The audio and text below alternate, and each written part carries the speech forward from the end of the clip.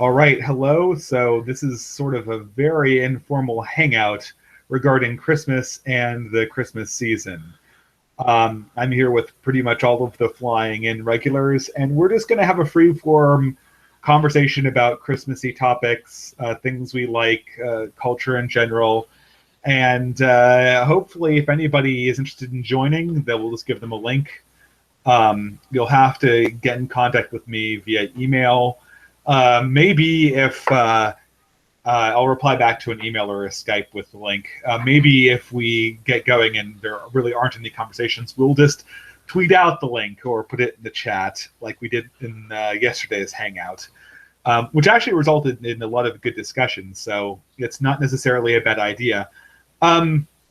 So I guess I'll just start off with a general conversation about Christmas traditions. Are we all religious here, or No, no? We have a few people who aren't, right? Matt and Anarcho, I think.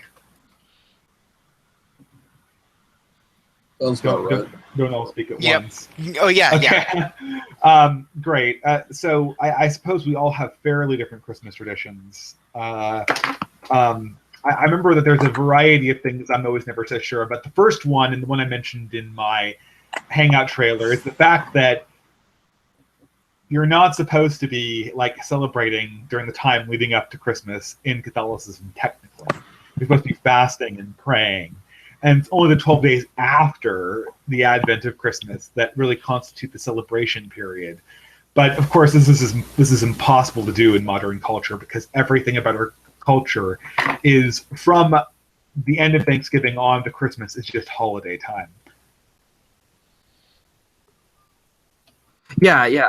I've noticed there's a huge sort of drop off after Christmas where it's Christmas for like 2 months, and then the day after Christmas, nothing. Yeah.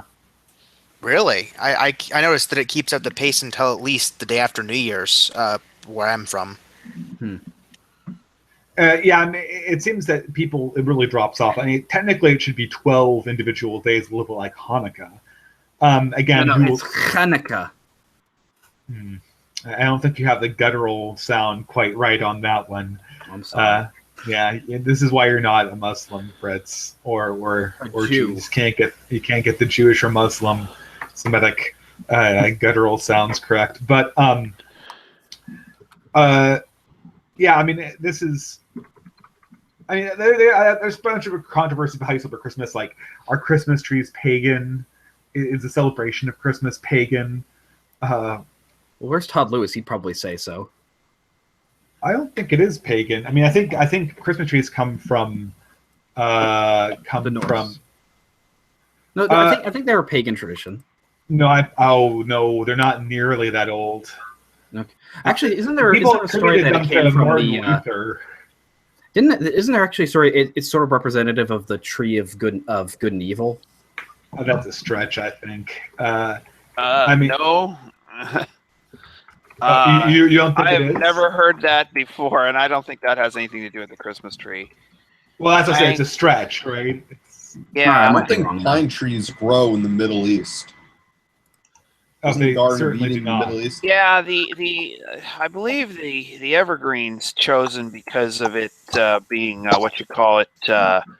It's still being like fully green even in the middle of winter. You mean evergreen in the middle? Yeah, of winter. yeah. I mean, that this idea that we have this sort of life that is still sort of coursing through the world, even in its darkest times. Is sort of the idea of I think how the evergreen came to be associated with the winter celebration of the winter anyway, and it was winter solstice first, and then the Catholic Church, I believe, tried to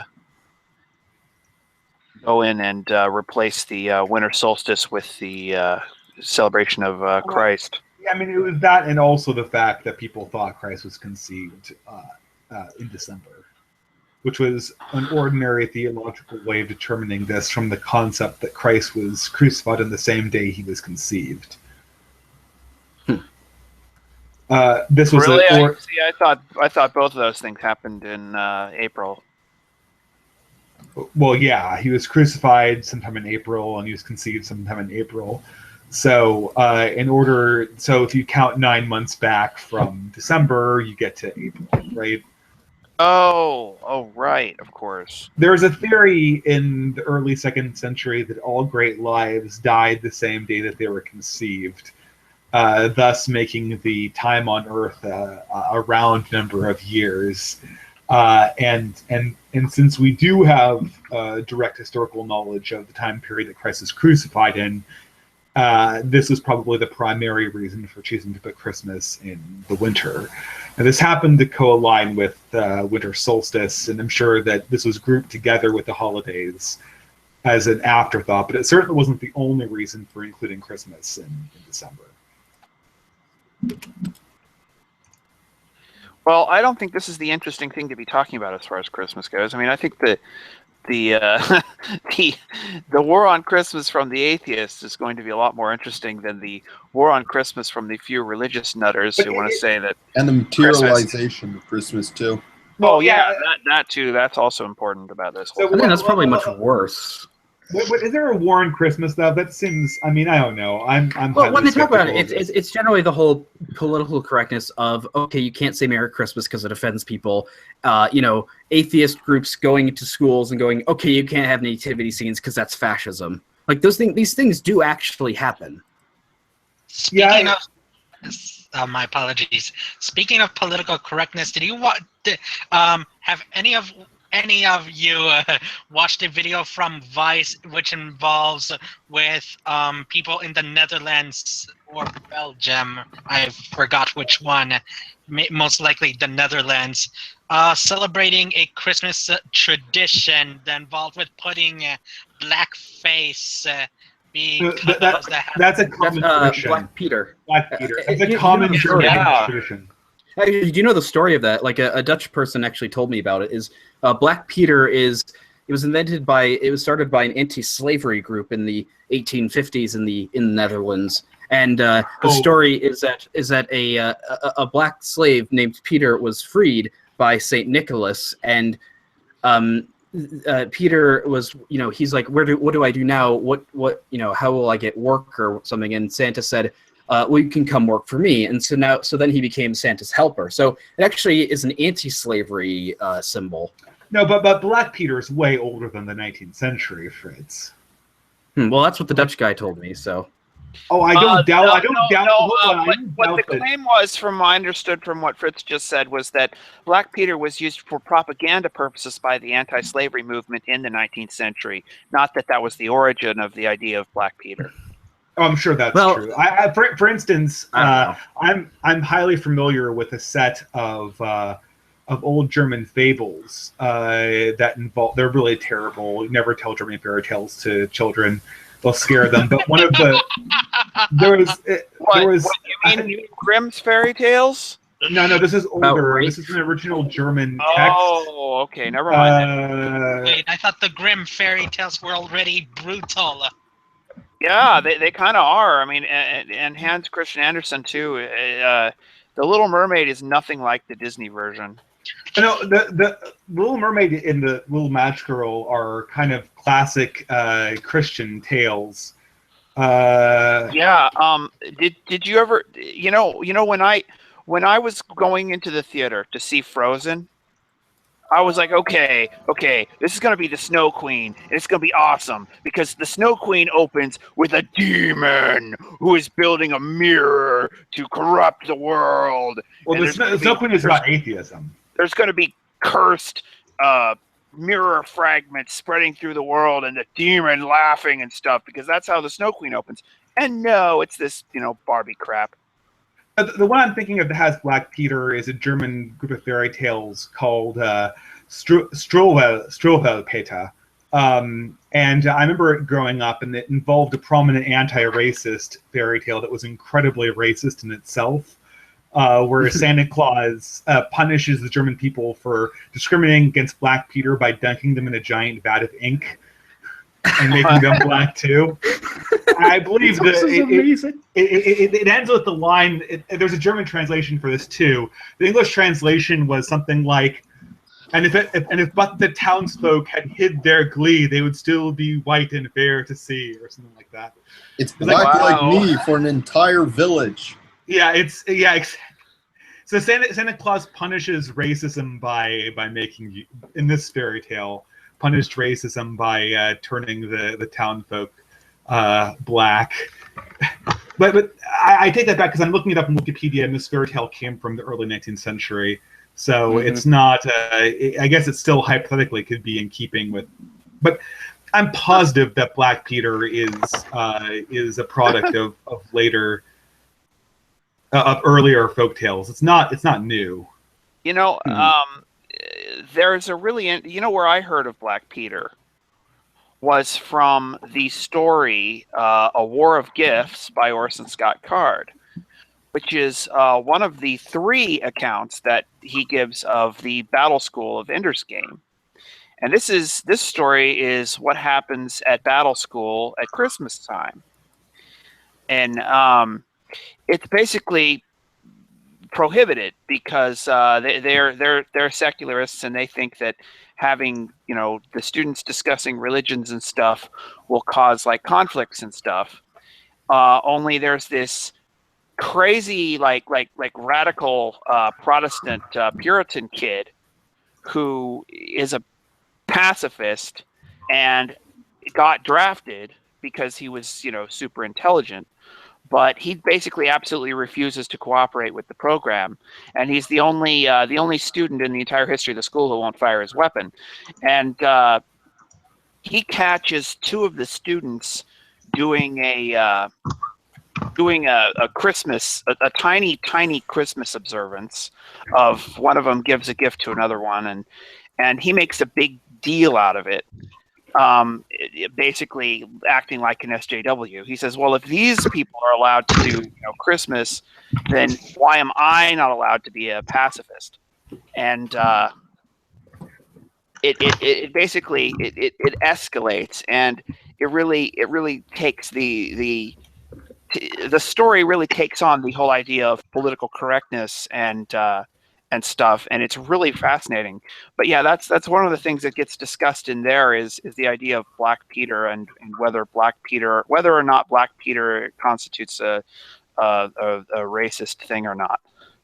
And I just highly recommend this story to anyone interested in the intersection of politics and science fiction. Well, apparently, when I first mentioned about Black Peter, how do I say this? Yes, in that Vice video, they're discussing about the thing with changing the culture surrounding Black Peter, as if SJWs are intervening into Dutch culture, since that is a tradition, even though they claim it is a relatively recent tradition, only dating back from the 19th century. Is it? And I thought it was a little. I mean, it's not like ancient, but it's not just 150 years old. I know that they're talking about the festival surrounding Santa Claus, or the Dutch equivalent, and Black Peter, and calling Black Peter a racist stereotype, even though I can't remember the context of the video now. But the commenters kept. However, in the comment section of the video, people are criticizing the people that want to change Dutch culture in order to be more politically correct. How could Dutch culture get any more politically correct? Isn't that pretty much where all the gays live? Well, you'd be surprised, actually. Dutch culture, like all European cultures, it's really hard to make an equivalent. I mean, you certainly wouldn't hear half the things that you hear in modern educational systems done in modern Dutch universities. So it's sort of a it's also they have one of the biggest far right parties in Europe. But yeah, that was why the Pilgrims came to America, was to get away from the Catholics. Yep. No, actually. And then he came here. Thanks for that. No. I'm saying it was already a. Well, I don't want to get into all of it now. Yeah, I'm not so sure. I'm pretty sure that the time of the Inquisition's dominance in the lowlands was well over by the time the Pilgrims came to America. I think that it's a little bit. We have it out of. I don't think it had to do with. I wasn't going to say anything about Catholicism at all. It doesn't have to do with Catholicism, but yeah, I don't think it's it does. too much. Catholics can do nothing. I think it's too much to get into right now. I don't think it's really on topic either. I mean, it's interesting. These Christian traditions are interesting, I suppose. I mean, like, does anyone do caroling parties here? I have before. I would like to do that sometime. It seems fun. I usually do we usually have regular ones organized through our parish, and I also do a regular one in my hometown. Decidedly more secular. Yeah, at my church, we also have like organized Christmas caroling to go to that goes more to retirement homes just to cheer them up.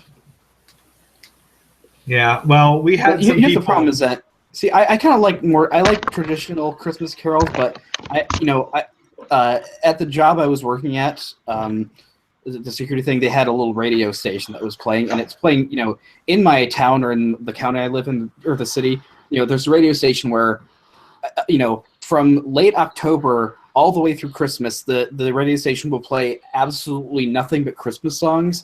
So I've heard every one of these dang Christmas songs a million times, and I kind of wanted to end myself because I've heard them so many times over and over again. But usually they have only the lamest Christmas songs that they play. They don't play any good ones or even any very pious ones. I like the religious ones are really nice. Bing Crosby ones that, when's nothing you heard like the Holly and the Ivy or any other ones like that. And it's like, Veni Veni Emmanuel, I love that song. Yeah, I mean, the ones that are religious are always very good. They're classical music, essentially. I mean, I might say that I think having some that are just for fun is okay. No, it's fine. I don't think they all have to be religious all the time, but yeah, the religious ones are the best ones. Mm-hmm. It's also I think my problem is I find myself like unable to enjoy a lot of Christmas traditions that I used to really like. Not so much because I don't like the things themselves, like the Christmas movies, but I've seen them so many times. I don't get anything out of them. And are you one of the people who hates It's a Wonderful Life or hates A Christmas Story? No, I don't hate those movies. No, I love a Christmas. I make sure that we watch that every Christmas Eve. I do kind of hate A Christmas Story. I feel like there's two camps of people: the people who hate A Christmas Story, and people who hate A Wonderful Life.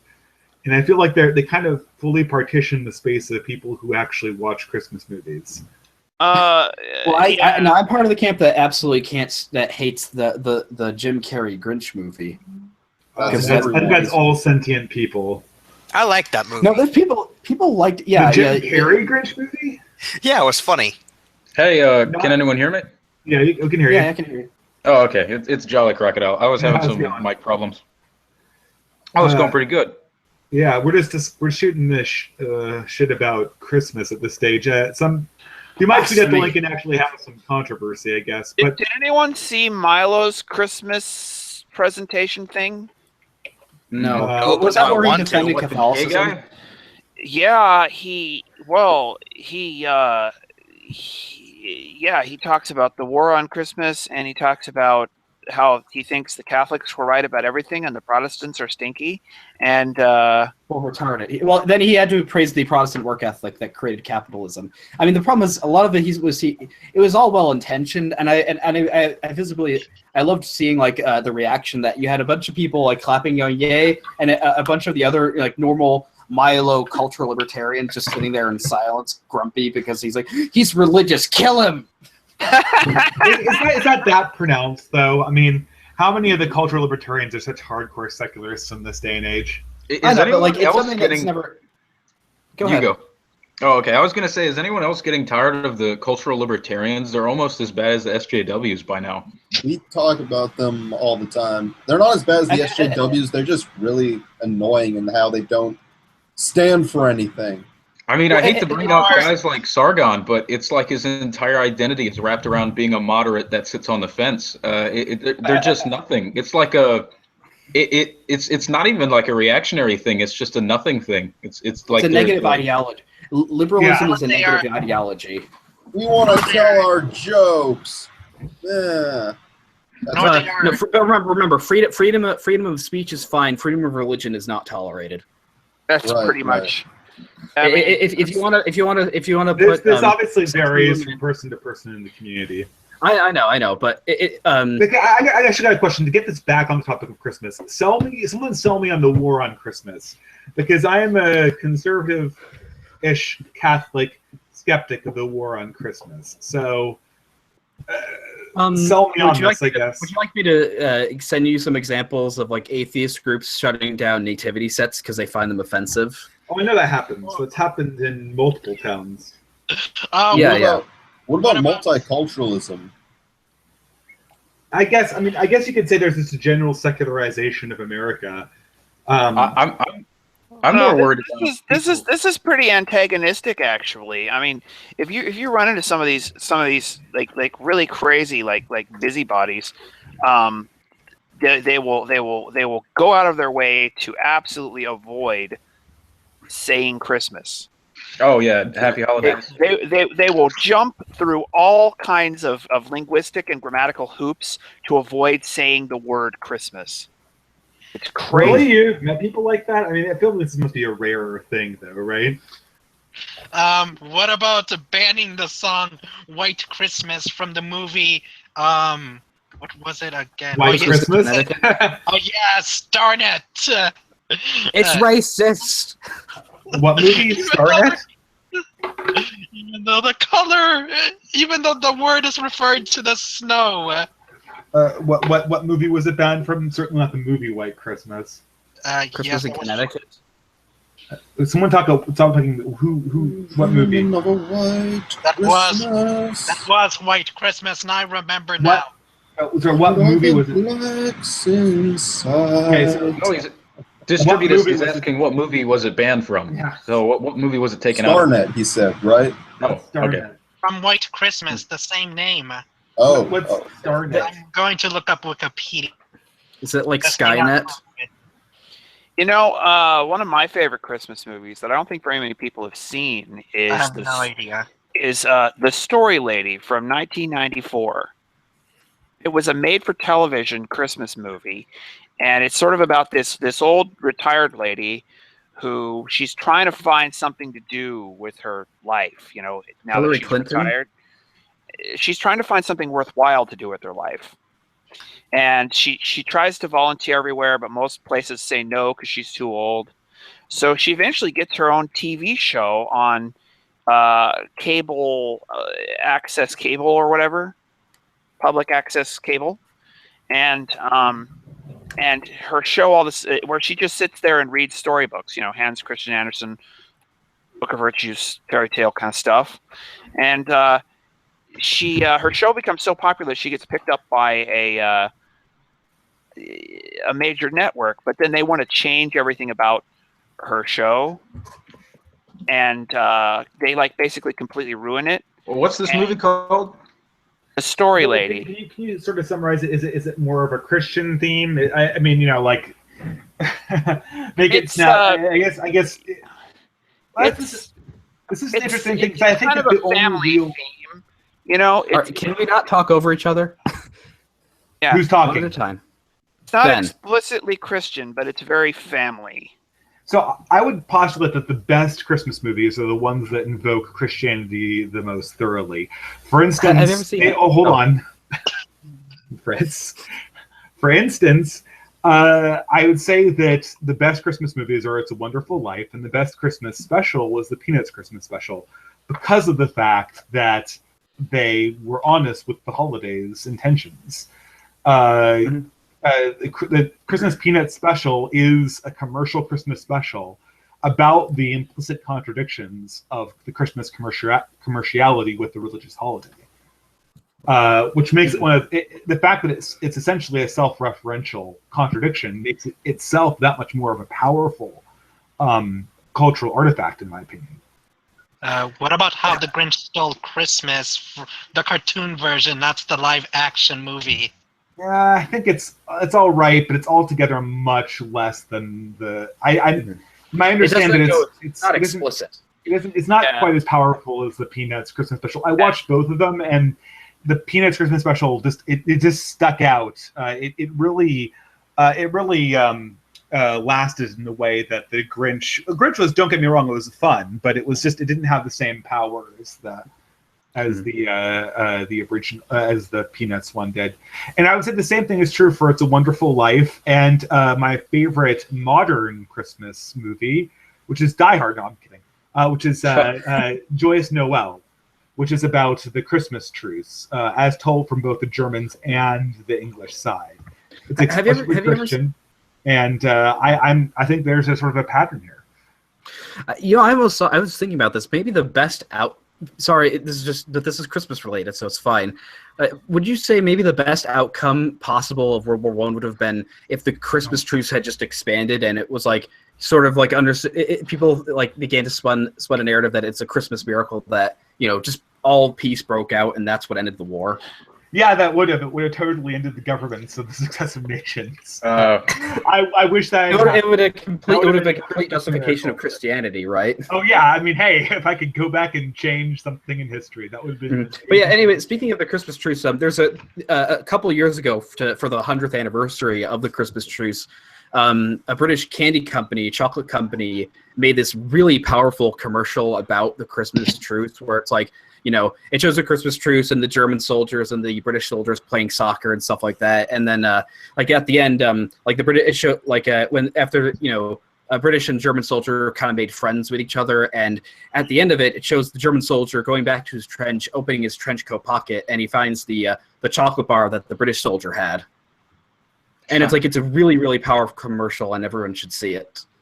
Yeah, it sounds kind of cute. I mean, another note with the Christmas movies, one that isn't it's not Christian at all, but it's a lesser known one is Tokyo Godfathers. If anyone likes anime or anything like that, it's actually, even though it's about a bunch of degenerate hobos, it's actually pretty nice, I thought. I'm not really worried so much about the Christmas, the war on Christmas. I'm worried about people not really celebrating it as much. Do you guys, have you noticed less lights or like in Halloween less decorations? Do you just No. It seems to me like there's just less and less people caring about the holidays. Maybe that's just a result of getting older. I'm not seeing that. It could be, but I don't know. You said something. Sorry, Jolly. You said something about Halloween. You said something about people celebrating Halloween less. Yeah, just less decorations put up on Halloween and Christmas. Just it seems less people are into the holidays. And maybe it is because I'm older. True. If people have less children, there'll be less celebrations for the holidays for sure. Nobody decorates for Christmas like parents do. Well, unless of course it's the modern sexualized Halloween, Well, slutty Halloween. Yeah, have you guys noticed that as well? Like, it's not, holidays seem to be not just commercialized but also sexualized. No, that's for sure. Well, that's the culture. I'd like to say something from earlier. Somebody mentioned Dr. Seuss and the Grinch. I might say that Dr. Seuss's finest hour, I really think, other than a person's a person, no matter how small, is the Sneetches. The Sneetches is a political parable about everything that's going on with identity politics. The Black Lives Matter is a star-on machine, and the alt-right is a star-off machine. Except you can't put on or take off the stars, unfortunately. I mean, in some ways, I wish it were as easy as the star on, star off thing. In some sense, I think that the Sneetches are less like what do you mean as easy? The point of the Sneetches is that people like Mr. McMucky McBean profit from the controversy and the division going on. Well, I agree. I think that the better analogy, though, is with the gender politics, though, with this whole trending thing. Okay. I think that is much closer to the star on, star off. But Have you guys heard about the that new show or something on ABC called When We Rise? no, I don't really It's watch TV. I know, but well, it's I heard it from like Gavin McInnes made a video making fun of it, and the thing is, like, it's essentially a perfect, like, it just completely sums up all of progressive narrative into one, where it's literally about, you know, lesbians and gays and women and black people and trans rising up against an evil Christian patriarchy. It shows like it's like takes place. It takes place in the modern day, and it literally shows like old racist white cops beating up people in like modern New York. That's going to get old after a certain point, I imagine, right? I mean, Well, I know, but it's like, I just think it perfectly sums up the, you know, the what we're talking about, how the progressive narrative that these are oppressed groups of people. yeah, I mean, well, I agree. There's all this stuff. I mean, I feel like we got kind of sidetracked here. I mean, this doesn't really work into the war on Christmas at all, does it? I mean, I'm still not convinced that there is a war on Christmas, and I'm very not convinced that this is a helpful tool to deal with secularization, I suppose. I mean, well, again, if War on Christmas What do you mean? You admitted the premise of it, that there's the ACLU shutting down nativity scenes, and yeah, I mean, people I not think it's better to just point that We're starting out. to see more actually. billboards too from atheists saying to just skip church or something. Yeah, that too. You see those a lot. You see There's a no- lot of atheist billboards telling you to skip church. Well, no, those Or are skip things Christmas. those are popping up recently in recent years, where it's like a little kid girl going, but I want to skip church and don't believe in fairy tales. You know, there's actual billboards and like. I think the That, thing. I don't understand if that's not a war Christmas. What is? Well, the thing is that Christmas is just the hard. Christmas is the hard thing about this is that to a secularist, Christmas appears to be everywhere. So Christians complaining that there's a war on Christmas seems utterly contradictory with just the lived experience of walking out into the malls and seeing every single shop decorated like Christmas. Now, having the ACLU come in and victimize poor municipalities because they're putting up a creche is absolutely atrocious and should be confronted. But I just think that the whole war on Christmas thing is not really a productive narrative in which to fight that. Well, maybe war isn't the Right. correct term to use. Decay. It's the Secularization. decay. Yeah, secularization and the decay of Christmas through materialization, I think, is the problem. I'm not sure if there's enough material for a conversation or war on Christmas exactly. I mean, there's always going to be shit kickers trying to, ruin someone's good time. And it's seen as edgy to go against, Christian holidays and stuff like that because I don't know why. I mean, it's not been edgy in a long because ass whatever time. is the opposite of edgy will get called edgy. I mean, no one does this shit with Islam because they'll get blown up, but they know Christians That's are genuinely fine. edgy. Well, yeah, I mean, You this know, thing, there is a war on Christmas? Egypt. Every single year, Yes. pretty much, there's been a major bombing of Coptic churches ahead of the Christmas holidays. And this That's year, to be they've had the expected, worst isn't it? one. I think they had the worst one of the last 5 years this Christmas. I That was terrible. Did But we did ex- any of you guys mention the Xmas truck in Germany? I wasn't here for the No, it very didn't happen. beginning. Didn't happen. Islam's religion of peace. It didn't happen. Of course, It was, it's a piece. I was going to mention we should probably ban assault trucks. Optimus Prime converted to Islam and ran over I people. got peace. Peace truck attack. Is what we need to get Yes, to. exactly. But I mean, that would also be an actual war on Christmas because they're attacking a Christmas market. Oh, there was a message behind that. It was deliberate. It was supposed to be a deliberate attack on Christmas and whites. Speaking of Christmas markets, did you know that in my state of Michigan, there is a city called Frankenmuth, and it actually has the biggest Christmas market in the state, stylized from the German Christmas markets. there's a bunch of them in little German What is a towns. Christmas market, and how does it differ from a regular market at Christmas time? I haven't been to one in Germany, but they have one in my town as well. It's basically just like a street, like a street of little shops that have everything decorated for Christmas, and it's just like a little festival atmosphere. It's very, very cool. Okay. I don't really know how to effectively describe it, but there is a German tradition of having craft festivals where you get seasonal things at open air markets. I never knew it was so closely associated with Germany, but perhaps it is. Maybe. But Germans are just so industrious that we love making our crafts and showing them off. Dude, man, you're not even German. Just while we've been sitting here, I've actually been doing one of my holiday traditions, which is every year around Christmas time, I usually play through Jazz Jackrabbit, the Christmas episode of it. I have no idea what Jazz Jackrabbit is.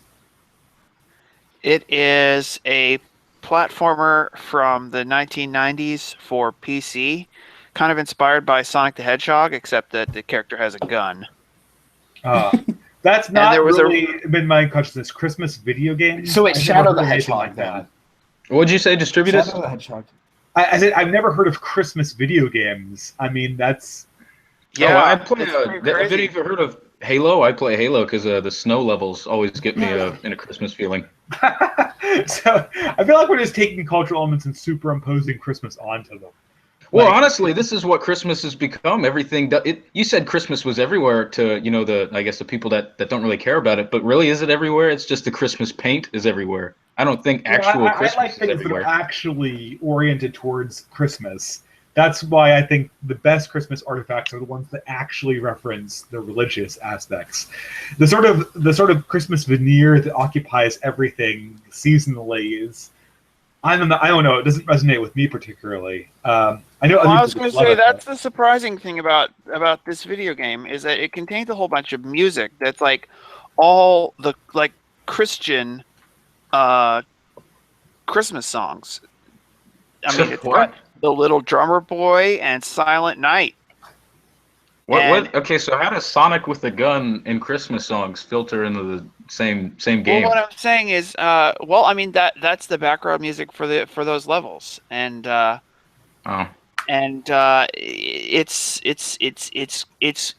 crazy the places that Christianity will show up.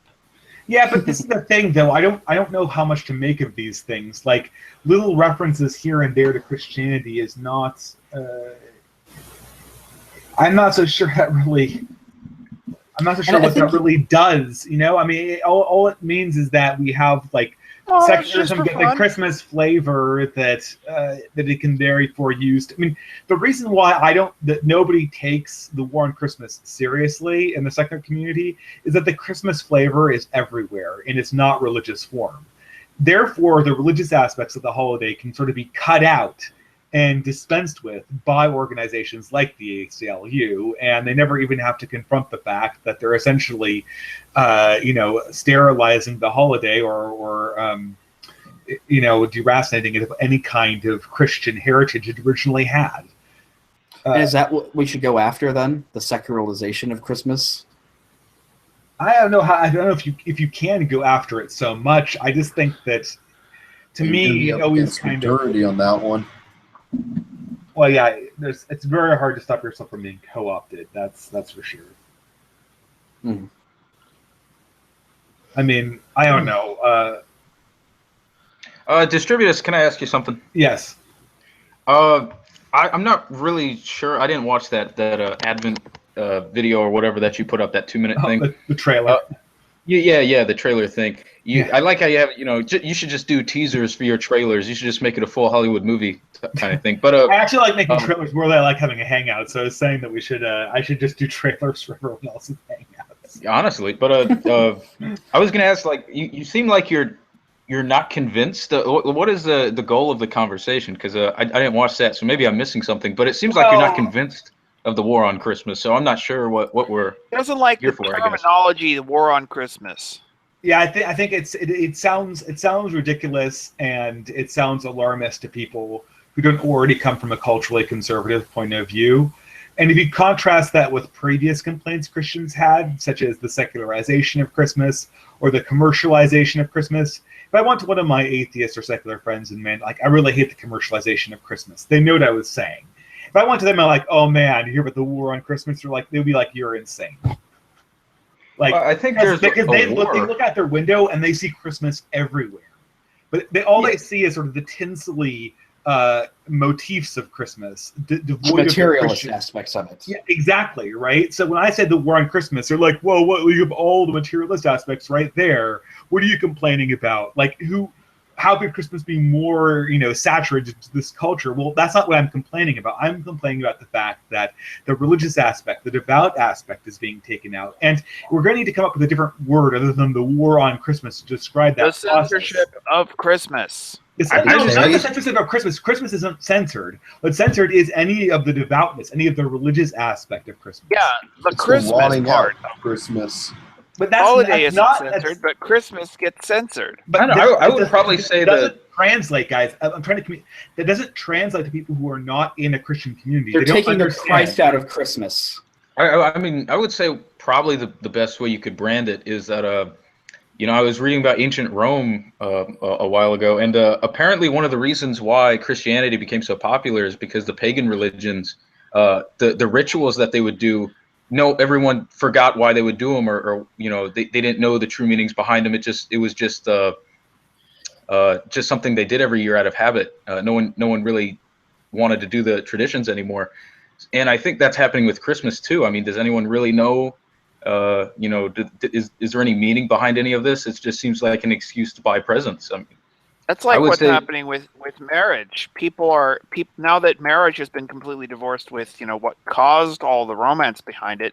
You're not going to be able to have marriage and then siphon all the romance off away from the other aspects of marriage that are getting removed of fidelity and so forth.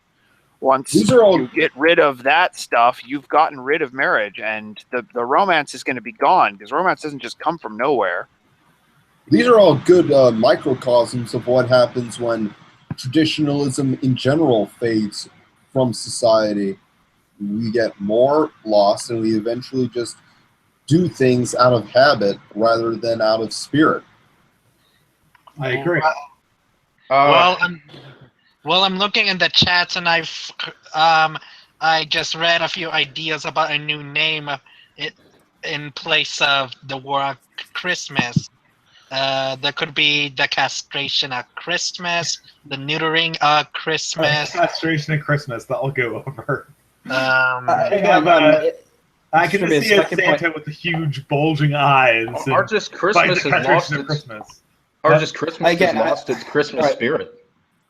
Guys, okay, they're taking the Christ out of Christmas. Yeah, that's actually what it was called before it was called War on Christmas. Well, that's been on for a while. I mean, it's Santa Claus is what Christmas is about, not Jesus Christ. Yeah, the secular community would applaud that. Yeah, that was what the taking the Christ out of Christmas thing was about. They've made it about not even St. Nicholas. They've made it about the Coca-Cola Santa Claus man. Mm-hmm. No, he is a Christian figure. Coca-Cola Santa Claus man was the Santa Claus that existed since the late 19th century. I mean, I admit he's a new figure, but at the same time, it's not like Coca-Cola invented him. Well, Coca-Cola really, I think, heavily changed the meaning of Santa Claus. I mean, yeah, but even if it did, you got to understand that on a long enough time scale, everything and anything is going to break down. So I don't really know. I'm not just saying it's all Coca-Cola's fault. Well, no, but I mean, if not Coca-Cola, Pepsi would have done it, or somebody would have done it eventually. In a long enough time scale, everything is going to start having problems and breaking down. I'm not sure if you can go back exactly. I mean, I tend to think you can't step in the same river twice. I don't know how you'd really fix Christmas. Well, I mean, you fix Christmas. I mean, eventually this huge ceremony we have, that's the commercialized Christmas, will blow over. People will forget about it, and then it will return to being a religious holiday, essentially. What makes you think that's going to happen? Why would that happen? I think it'll generally be the process of Christianity. It'll be sort of crescendoing of the ACLU attack on public displays of faith, and at some point people will point out that things like, Santa Claus are linked to specific religious traditions, even if Santa Claus is himself secular. And then from there, it's a short jump to essentially getting rid of these things one by one until it becomes just a general buying things. And at that point, people will kind of lose the flavor of the holiday. Well, again, I mean, what do you think is going to actually prompt that to happen in the first place? I thought I just said what I thought was going to. I know that, but like, okay, what's going to get people to lose faith? What's going to cause the downfall of the ACLU? The downfall? No, I don't think. I think the ACLU is going to keep on doing this until he's saying Christmas he thinks becomes the just a ACLU is holdout. going to win, and that's what's going to cause the downfall of secular Christmas. Well, I mean, it's not going to be the downfall of secular Christmas. What it'll be Christmas will go from being partially deracinated to being totally deracinated. But that's not the downfall of secular Christmas. Well, whatever you want to call it, either the triumph or the downfall or whatever. The holiday will become a buy things holiday, and at that point, it'll become meaningless, and no one will do it. Here's the problem with that. When no one will do it, that's what I mean by downfall, is when no one does it anymore. Okay, yeah, that's okay. Yeah, here's the problem. Data. Here's the problem is there's so much money. Companies have billions of dollars invested in Christmas. They're going to do everything they possibly can to prevent this from happening. It's like the wedding industry, okay? I know that they have millions of dollars invested. The thing is that eventually these institutions are just going to become a mechanism for people losing lots of money and bringing lots of credit card debt. And once they become just like, okay, I guess you better get another credit card and like take out another mortgage to pay for gifts, people are going to start getting sick of them. They're not going to be able to afford them, and the traditions are going to go by the wayside. Would you want Christmas to continue in its zombie form that it's in now, or would you like it to just, I guess, die and have the people that really know what it's about and really believe in it celebrate it? I mean, what's better? I don't think that I can kill the zombie form of Christmas off. I think all I can do is make sure that there is that the real Christmas goes on somewhere underneath the zombie form. So when the zombie house eventually dies, the whole ceremony will be lost. Well, the other guy was talking about, the fall of Christmas or whatever, the death of Christmas. I'm like, well, I mean, what kind of form is it in now? Is it really worth saving in this form? If it dies, it's not really that big of a loss. I feel like I sort of already answered that. I care about saving the actual ceremonies, the real Christmas. I'm agreeing with you. So what were you asking, Ben? I was. Oh, sorry. There wasn't Ben. That was the other guy. It was Jolly, right? No, I didn't ask any question. I was just answering the question you were answering about the other guy said the death of Christmas, and I was saying, what does it matter if it dies in this form? It's not really something you want to. I said the death of Christmas because that's how I interpreted the distributist's little story, where his prediction is the ACLU is going to win, and that's going to completely drain Christmas of all the meaning, and it becomes just another. Just another get together, like how people have like DJs and crap at weddings now, and pizza at weddings. It's going to become like that, where it doesn't mean anything at all. I mean, weddings, and then people aren't going to do it anymore.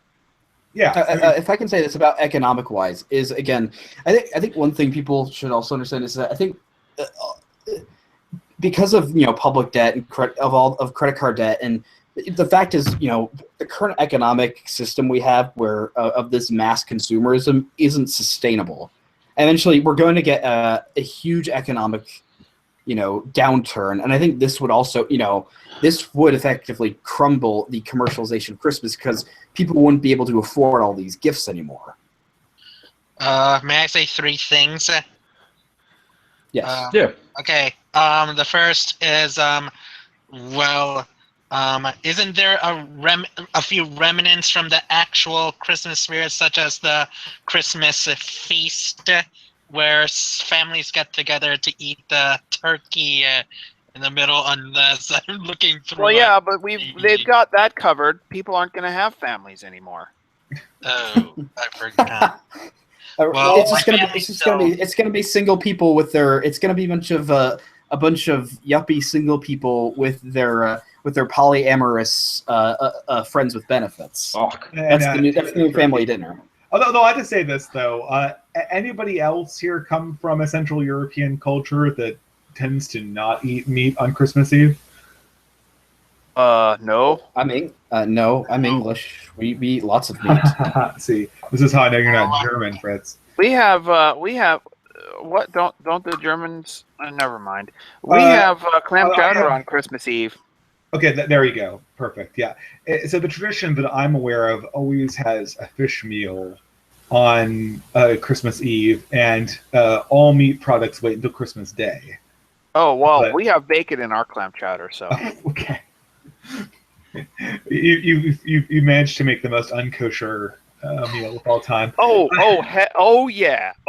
This is the most extremely decadent clam chowder like ever. I can assure you that the Virgin Mary and Joseph did not celebrate the first Christmas with bacon-laden clam chowder. That's for sure, but that's what we do because it's become our family tradition, and it's the one time when my dad's talent of cooking, he was a good enough chef, he could run his own restaurant, and it's the one time he just goes nuts without regard for anyone's diet.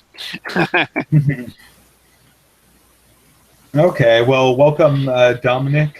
We're just discussing Christmas traditions and why. Well, you're talking about the meatless Christmas Eve. Did someone drop out Catholic here? thing. yeah, I didn't see who. Fritz just dropped out. Oh. But we do go to church on Christmas Day. Yeah. I mean, I would ask to everyone in the chat, what do you think's the biggest danger to Christmas right now? Like, what group? Is there a I guess liberals, but I mean, what poses the most threat? I mean, Capitalist system. here's the thing: like, if it was just one group who was like, No, I mean, that wouldn't be a threat, right? It's not like I know Ben paraphrased the whole thing as I know Ben paraphrased the whole thing as the ACLU will win, but it's not just the ACLU; it's a variety of cultural forces. It's modernity. That's what's killing Christmas more than anything. It's the viewing of everything as essentially a consumer product, and a lot of genuine Christmas spirit doesn't fit into a consumeristic framework very well. It's hard to say. Yeah, that's true. But as far as like the death of meaning, and I think this is something that we'll probably talk about a lot, is the idea of the death of meaning. And I think, I wish I had the quote in front of me. Let me get the quote. I'll have a quote in a few minutes about the death of meaning that I think is worth considering. And I just noticed you have a Santa hat on your distributist. Yeah, I do. I do too. I don't know if you guys noticed, but Santa hat from my last. The hat. Would you guys say? Who was talking? Oh, What? sorry. That was me. I mean, wasn't Ben going somewhere with a thing? Yeah, but then I realized I need to get the the Am I actual back? quote Can you all about hear the me? death of meaning that I learned. Hey, how's it Go, going? Fritz? Yeah, my internet just dropped out for a second. I found it. Okay, this is from the BBC show Sherlock, and it's when Dr. Watson is going to get married, and someone says, that they're getting married is a big step, and Sherlock's reaction, and Benedict Cumberbatch acts this brilliantly. He says, two people who currently live together are about to attend church, have a party, go on a short holiday, and then carry on living together. What's big about that? And I mean, I think he absolutely has a point. This is what modernity does to everything. None of it. You take away what it used to mean, and then it doesn't matter anymore. and then you can question the premises, right? And I think this is so you get what the thing is this the thing you get rid of the form because the form is secondary to the essence. Then once the form is gone, you question whether the essence even ever existed, right? And then you dispense with the essence, right?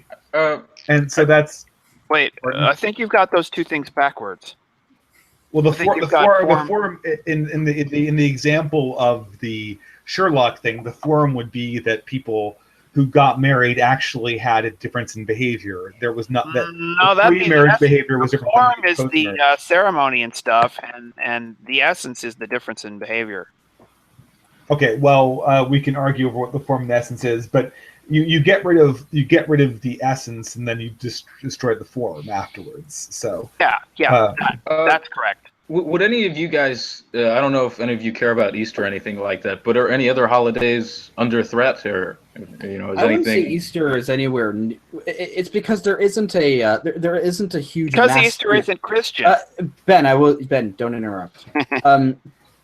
No, it's because Easter is nowhere as able to be commercialized or milked by corporations as Christmas is, because there isn't really a big I remember growing up as a kid or something, your parents give you a couple little a few small gifts in the Easter basket, but it's not like there isn't billions of dollars shoved into Easter, and so it's more or less left alone, and they can't really the way the commercialization of Christmas sort of acts like a parasite, where it just kind of sucks off all the meaning to make it into an excuse to buy things. But you can't really outside of the candy industry, Easter isn't all that important. It's more or less left alone. But on the flip side, it is interesting to note Easter is a bigger holiday for religious Christians. I would say, especially bigger than Christmas. Christians. We take the. I think it's a bigger holiday for Catholics than Eastern Orthodox, for sure. Yeah, well, what I'm saying is the ACLU doesn't go after Easter because the word Easter and the idea of having bunnies and eggs is not inherently Christian. That's why you don't hear about the ACLU going after Easter as much. And bunnies that's why and eggs the president still has... Bunnies and eggs are not a very large part of my Easter. Yeah, but that's what the White House is. I mean, is Santa Claus ever much to do with Christmas? I mean, not really. Right? Yeah, but I'm saying this is why there's the ACLU goes after Christmas, but they don't go after Easter. Why? Because there's no money in it. That's why. Well, I would say that Christmas has much more of a meaning, and it's like a focal point to attack Christianity directly. Well, I think another thing though with Christmas, I was listening to the Dennis Prager show, and he's a Jew, but he loves Christmas because it's very American. No, he's Jewish. He's Jewish, but he loves it because it's American. So there is a bizarre American Christian focus on Christmas, I think, or an American aspect of Christmas that the ACLU, I think, goes after as well. I don't know, guys. I mean, the thing is just. I mean, the thing is that Easter has the advantage of not being prominent in our public imagination the way Christmas is. And for that reason, it's much easier to preserve the Christian dimension of Easter. Easter, for me, is a much more religious holiday. I rarely have to deal with the secularized elements of Easter, like eggs and the Easter bunny. In fact, that's the only way I even encounter Easter in my life. For the most part. Me too. Our church has a thing about the resurrection, like at church, but we don't call it Easter. And so, yeah, when I think of Easter, I'm thinking of the bunnies and eggs. Well, again, for me, it's the fact that for me, obviously, Easter is much more for me, the religious or spiritual experiences I have tend to be more. I tend to have a lot more of a spiritual understanding on Good Friday rather than on Easter. But again, for me, it's Easter. I think it's part of the same holiday, man. The commercial. I know that, but the commercial volume of Easter. What the heck is that? What The the commercial. The commercial volume of Easter is a lot lower than it is with Christmas. I think that's the biggest part for me. Yeah, I mean, I think it's totally different, so it's very difficult to make a comparison. All right. I have a question for you guys. Well, let's just think about a practical thing, and that is that with Easter, you have the 40 days of Lent. There's an idea of fasting before that, which may have helped preserve the religious aspect of Easter against commercialization.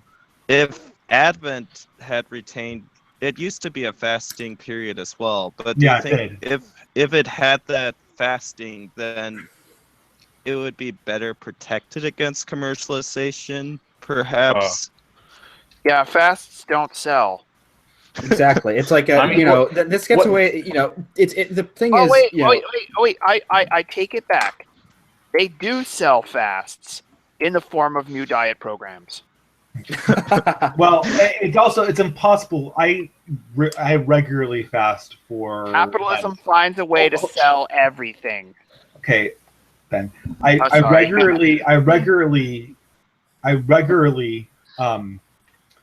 regularly celebrate the Lenten fasts. I have found it impossible to do anything remotely similar for the Advent fasts because they frequently cross over Thanksgiving. They frequently cross over.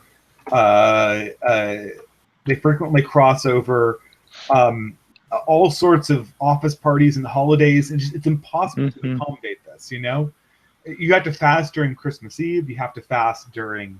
So how can you accommodate with the modern pattern? Yeah, it's very difficult. I mean, just look at the foods associated with Christmas. It's all fucking sweets and cookies and cakes and breads. I mean, it's not. I don't really know if the fasting thing would have lasted for Christmas. And then Well, I'm not a Catholic, so I don't even have to worry about that. Neither am I. Which, by the way, you guys should probably fast more anyways. It's supposed to be really good for you. Yeah, we do believe in fasting, but we don't have to keep the specific Catholic declared fast. Yeah. Technically, I am a Catholic. It's just I'm not that religious. Well, at any rate, the thing is, the Advent fast is very difficult to incorporate into modern life. Yeah. Unless you really, really work at it, which is very difficult to do. Yeah. Well, I guess I was thinking more of like, since we were talking about the commercialization of Christmas, Fulton Sheen once said the problem with the East is they have the cross without Christ. The problem with the West is we have Christ without the cross. So, like, perhaps the fact we don't have a proper fasting is kind of a sign we just don't have perhaps a proper fasting or suffering within our culture. Maybe. Yeah, no, I think that's the thing too, that it's hard to know how to really repair it.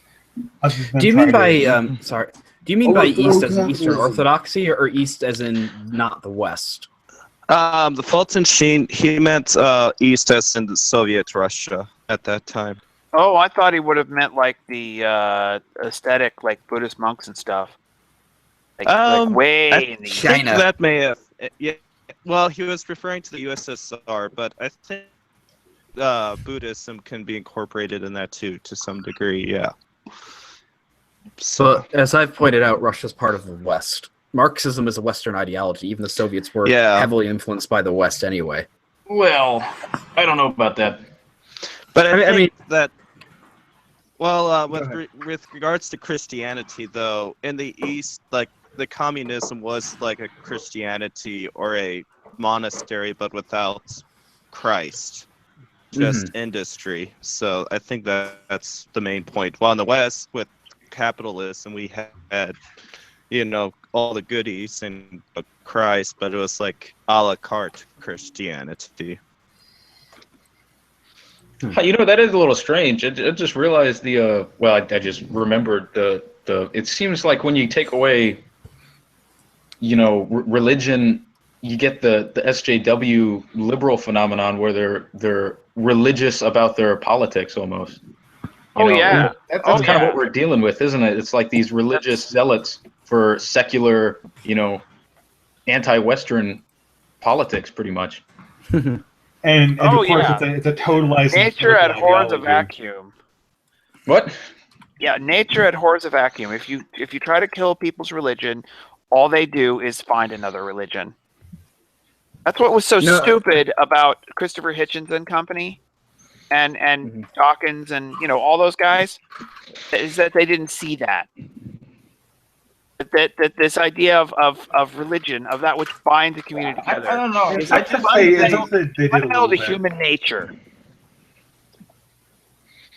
In some sense, they did see that a little bit. Dawkins spoke about it a bit. How? He actually literally mentioned in an interview that he was afraid that by destroying Christianity, he would pave the way for other totalizing ideologies like Islam. Well, I don't think Islam is ever going to, unless it like literally conquers through, the sword and fire, I don't think it's ever going to spread to Western countries. It's not a Western. It already has. Too late. It's not compatible. Yeah. It's not going to be a major force. Compatible. Well, it doesn't matter. It doesn't have to be compatible. It just has to have higher birth rates. Yeah. It's already like a huge majority of various regions, and if you go to various different cities in Europe, most of the young children are Muslim. Yeah, I mean, it's not going to be a demographic Western. Yeah, I mean, it's just going to be a demographic thing. It's not going to be a white Western thing. The other thing, why do you care? It's roll over to hold on, because I wasn't finishing my thought. But the other thing with Islam, though, I don't want to start an Islam talk, but I don't think it's I don't think it really has much of a future anyways. I think there's going to be a lot of Malthusian trap. Everyone's talking about the collapse. I think there's going to be some Malthusian traps coming up. And I think, seeing the demographic crisis, I think part of that is places like the Middle East and Africa are experiencing the very beginning of a collapse right now where they can't support their numbers. I think it's only going to get worse. So, I mean, if it looks bad now, I'm pretty sure. Well, then they're all going to want to leave and go to the West. Are you talking about overpopulation alarmism?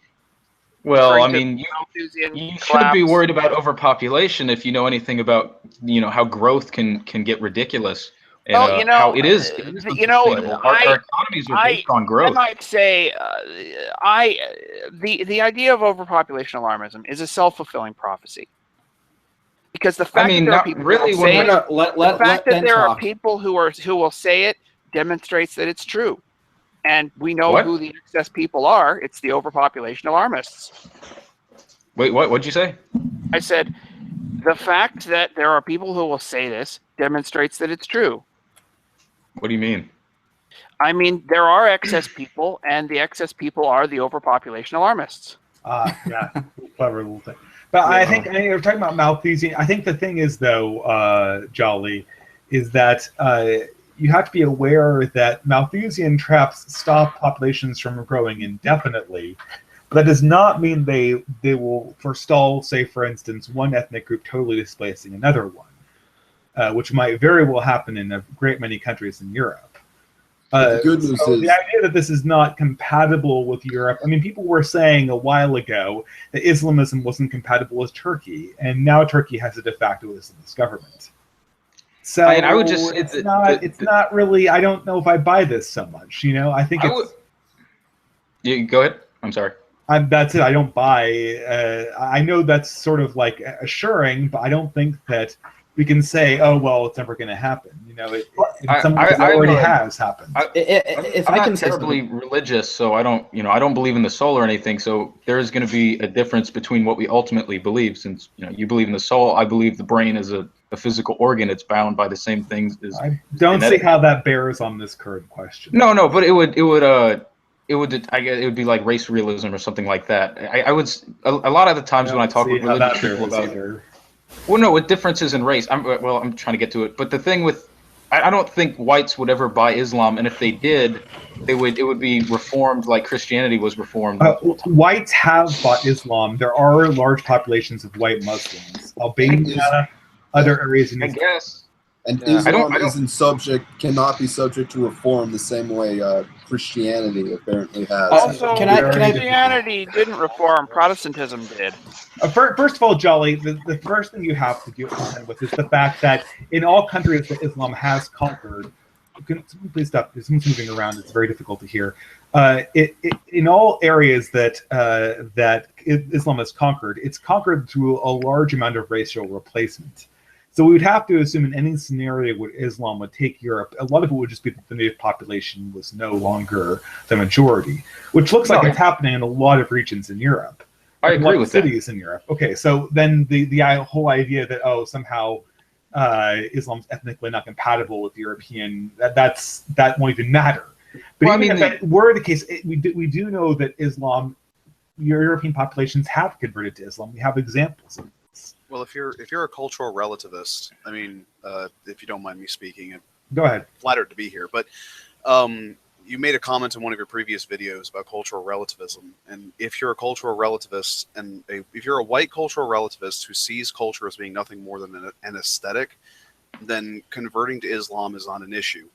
Even if you're a progressive feminist, converting to Islam is not an issue if you've convinced yourself that somehow white culture is evil. Like Sally Cohn. Yeah, I would say that taking people converting to Islam in Europe now, I mean, Europe is in a really bad, degenerative state. I'm not sure if that's representative if you got, fart-smelling liberals converting to Islam. I don't know. I'm not going to really disagree with you there because I just don't know. I can't say. But, I mean, that's my worries about it anyways. If I may speak, actually, I don't. When I say somebody like Sally Cohn, I don't actually think she'd literally convert to Islam, but they're essentially serving the same purpose as these liberals being, leftist progressives being. I don't think Islam I don't apologists. Think that we actually thought that was a serious comment. No, I know that, but I'm saying, That was a joke. and clearly an atheist Jewish lesbian woman is going to fit right in with Islamic culture. But can I make a comment quickly? Go ahead. I think that whoever said that Islam does not stand a chance in Europe is underestimating. I think that if it happens that the current secular liberal values loses some of their power, I think Islam has a really strong chance to make a powerful foothold in Europe. It absolutely does. It absolutely does. It's perfectly situated to become the de facto faith that takes Europe one secularism fails. Because rolls over and accepts it. I know the secular liberals, if they lose their power, right? Did you say that? Yeah, when secular liberalism rolls over and dies, Islam is perfectly situated to take the reins of power. Well, I think you're hold on. If I can say, what I was waiting to say is essentially that when the current sort of socioeconomic system in Europe fails and collapses, people are going to revert to a moral system that will actually work, that will offer stability. And if it's not Christianity, it's going to be Islam. Yeah, and Christianity, at least in Denmark, is essentially a dead religion. From everything I've seen, I don't know a single Christian ever. So there are living Christian communities in France, but in many other European countries. But Eastern Europe is doing better, though. At least Eastern Europe seems to be doing. But Eastern Europe is a bit of a different case. I'm talking about more Western Europe here. Yeah, Eastern Europe has been through the communism shit, so they know what it's like to have their independence taken from them. They're harder and they're getting better. Isn't it like Estonia and Poland? They're becoming major nations right now, or at least they're doing great on national tests. Poland has essentially become a first world. Is more or less a completely developed didn't first one of world them, country. I think it might have been Poland or Estonia. They replaced Sweden or they surpassed Sweden recently. It was something like that on international tests. Like a brick on the PISA tests. Yeah, it's going to become a third world country in a few decades. I think we should debate overpopulation on a future live stream. I don't know though. Who's gonna? I mean, the stream is already crowded, so it's proof there's overpopulation. What'd you say? Distribute it? Yes. Who the problem? What'd you say? I'm gonna repeat it if people stop interrupting me. I know a lot of people want to have debates on this channel about a variety of issues, and people constantly bring up a variety of issues they want to debate. The problem is that they never come to me going, I want to debate the other side of this. And the other side is X. Well, so I, the right I'm actually issues essentially have no other side to them, so that we'll have a debate where it's just going to be one side going like, "This is my side." And there's not going to be an opposing voice. Well, I did want to debate you on the MGTOW thing, but with this, I would go and debate you that there is overpopulation. I'm not saying the entire world is overpopulated, but I think there is definitely overpopulation. The developed world is underpopulated.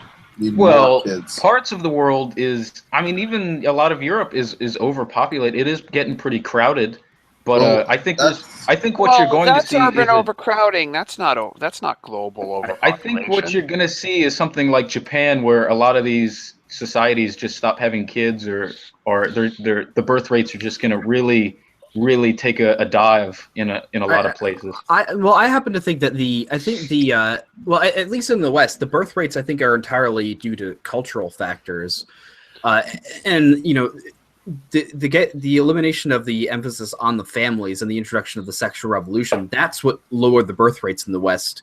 I sort of think, the way the economy is geared because of the change in culture, that certainly has to do with the fact that it seems as of now, the economy is not geared towards families. People often say it's too economically difficult to support a significant amount of children. Yeah, well, or at least it takes a long amount of time for the children to become economically viable. But the point is, people didn't complain about this in previous generations. Well, did they have a choice? I mean, what generations are you talking about? Well, I'm talking about, generations before the baby boomers. Well, I mean, the retirement policy for a lot of these people was having kids. It wasn't there wasn't so much prosperity like with the boomers that they could just coast out and be 76 and still getting Social Security. But the fact is, you still had the fact is the birth rates are still substantially lowered far more by the sexual revolution, by telling people they could have as much sex as they wanted and with no real consequences to it. And of course, with the implementation of abortion and the birth control pill, birth rates plummeted. So hold on, guys. This is the problem, Jolly. The problem is we're not even really arguing over the same thing. What you're going to argue is that the population worldwide is increasing, which it is. Then you're probably going to say that there's some ideal. Hold on. You're probably going to postulate that there's some ideal population that we surpassed. But first of all, who decided on that ideal population? But the argument that we're all making is that the global birth rate or the global population increase is really not a material concern for the world. And you can't superimpose a birth rate in one country and in one culture for a dearth of births in another culture. So I guess, I don't know if we'd be arguing over the same thing. We're fundamentally not, the concerns that we have about the birth rate are not the concerns that I think you'd even be arguing against. Well, I think another problem with this is, okay, if we're going to assert that, okay, yes, overpopulation is a problem, and what are we going to do about it? And I think when you start thinking about that, you can get into some very, very dark scenarios Oh, sorry. So no, I have a delay. Sorry if I talk over anyone. No, go ahead. Okay, I was going to say with the overpopulation thing, I mean, it's not like this, I guess. I mean, if I'm right about the overpopulation, we don't have to talk about it now. I don't want to interrupt the Christmas stream for the I don't think we have anything else to talk about right now, so just go for it. But I was going to bring it back as soon as I'm done with this point to the Christmas thing, or a part of it. But I mean, if there is overpopulation, or if there's going to be some Malthusian trap coming up, or something, well, we don't really have to do anything because Mother Nature will solve it for us if we don't. The answer is, do you want it to get to that point where growth becomes unsustainable? And, it is at that point where growth is unsustainable. Are you talking to, like, Africa, or are you talking to us, the Westerners? Well, really everywhere. I mean, even the Westerners, they have lifestyles that are completely unsustainable. I mean, maybe they don't have high birth rates, but their amount of consumption for their population, it's too much. Everywhere it's too much.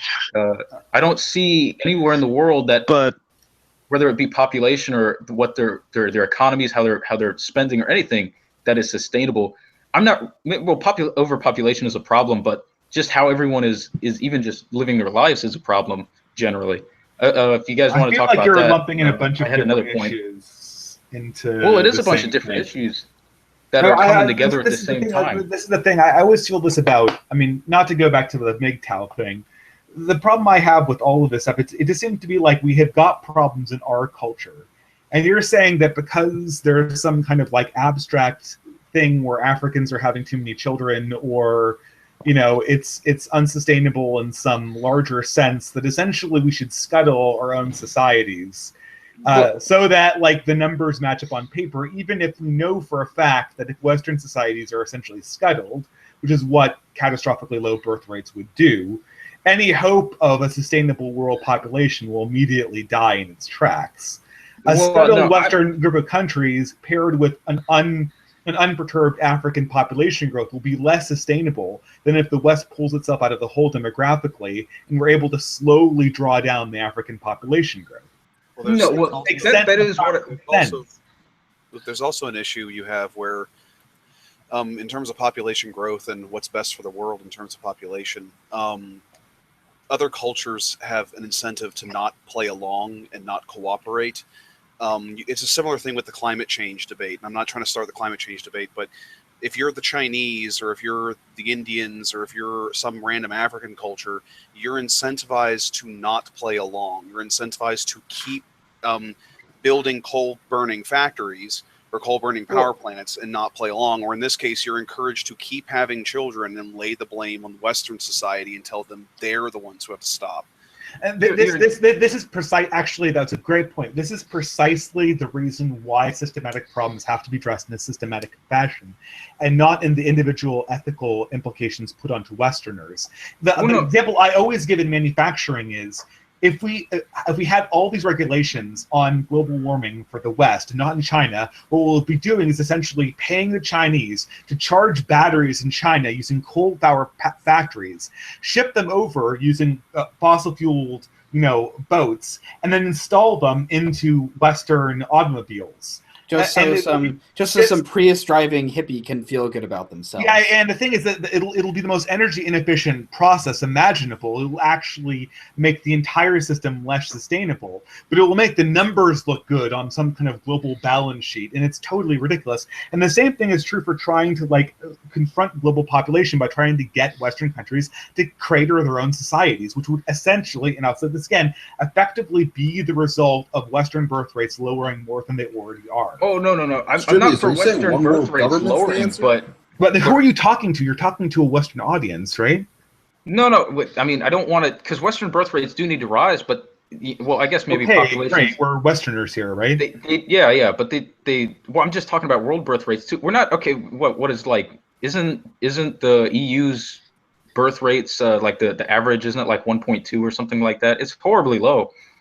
But the problem is, yes, it's world populations. I mean, part of the problem with all this, the importing the third worlders into Europe and even America, is that the birth rates are so low that they need to replace their workers. They're doing it suicidally. I feel like aren't you going back on your previous thing about how birth rates are? I got disconnected. What? Yeah. Well, I need more details as to why overpopulation is actually even a problem in these third world countries. Can you people hear me? Can anyone hear me? Yeah, we can hear you. Yeah, we can hear you. Yeah. Oh, I might say about this, I think what's been asserted about overpopulation is mainly just a bunch of facts about or fact claims about the world and not a solution to the problem. That's the alleged problem. And again, if I can say something, is you look at countries like Germany will pay you huge amounts of money to have children, but the birth rates aren't increasing because of it. The only thing that really seems to actually be able to work would be a cultural shift. And I think, traditionalists are probably the only ones who could take this actually well, us and I guess elements of the alt-right are the only ones who actually take this birth rate thing seriously and actually be able to offer some solutions. Well, I mean, the alt-right is one of many communities that takes the birth rate problem seriously. Okay, I'll put it in I don't see the classical liberals taking it seriously. No, any religion takes it seriously. So go ahead, Jolly, go ahead. I'll try and just wrap this up because I don't want to derail the conversation. No, we didn't have really much of it. This is actually this is more interesting than the Christmas stuff was. Yeah, okay, we can talk about this.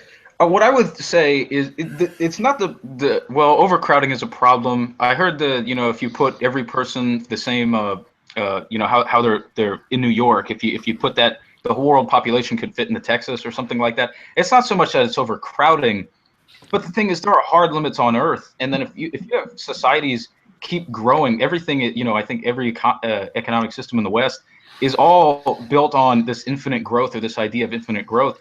Yes. You can't have things growing like this all the time. They can't be expected to grow like this all the time. And essentially, Hold on. I feel like you're mixing up population growth with general growth.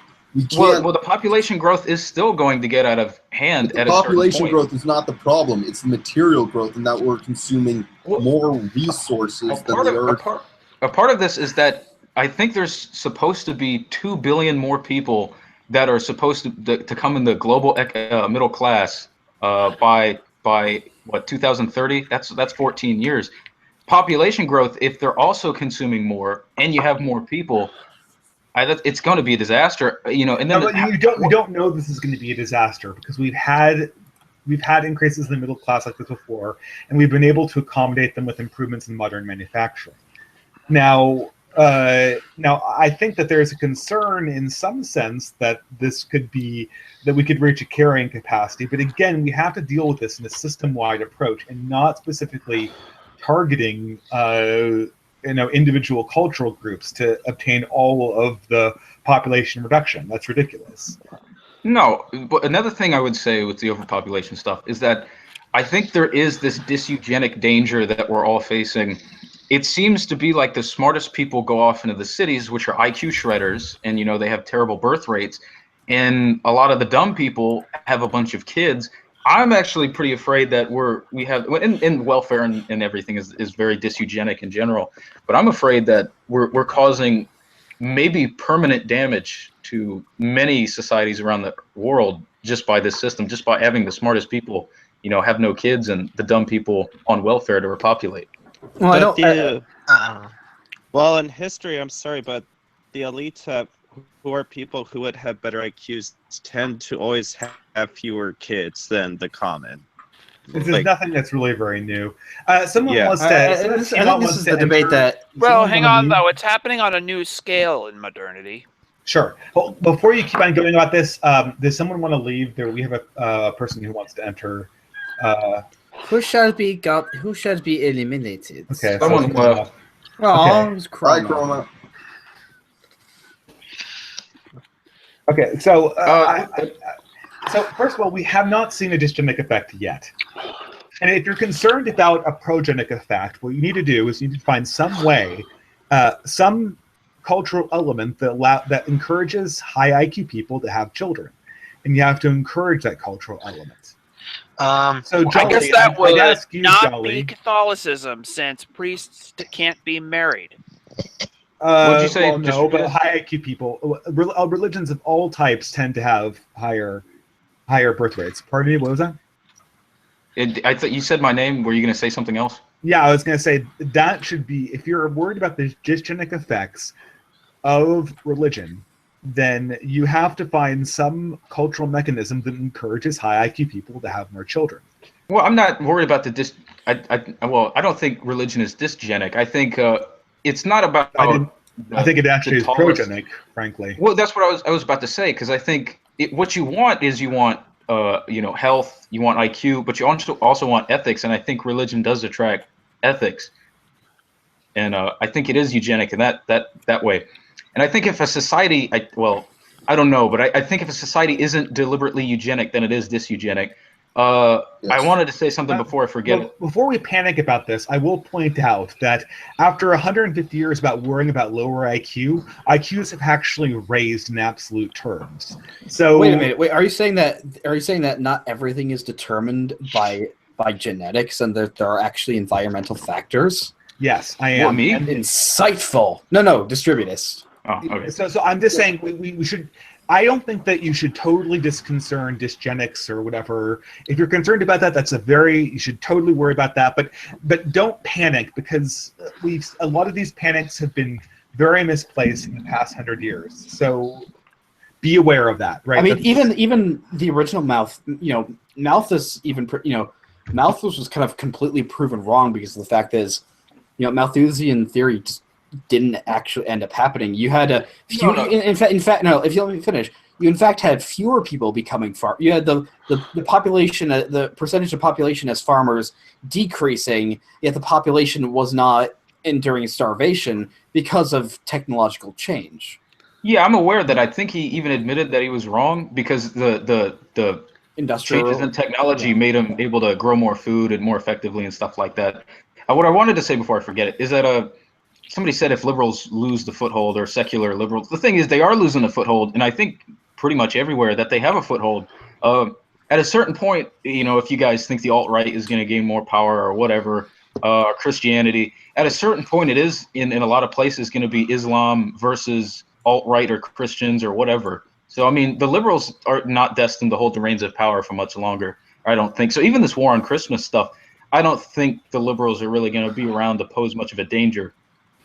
May I say something before I get interrupted? And that shouldn't derail the current topic about the overpopulation. Remember when the distributors said something about the problems with Japan?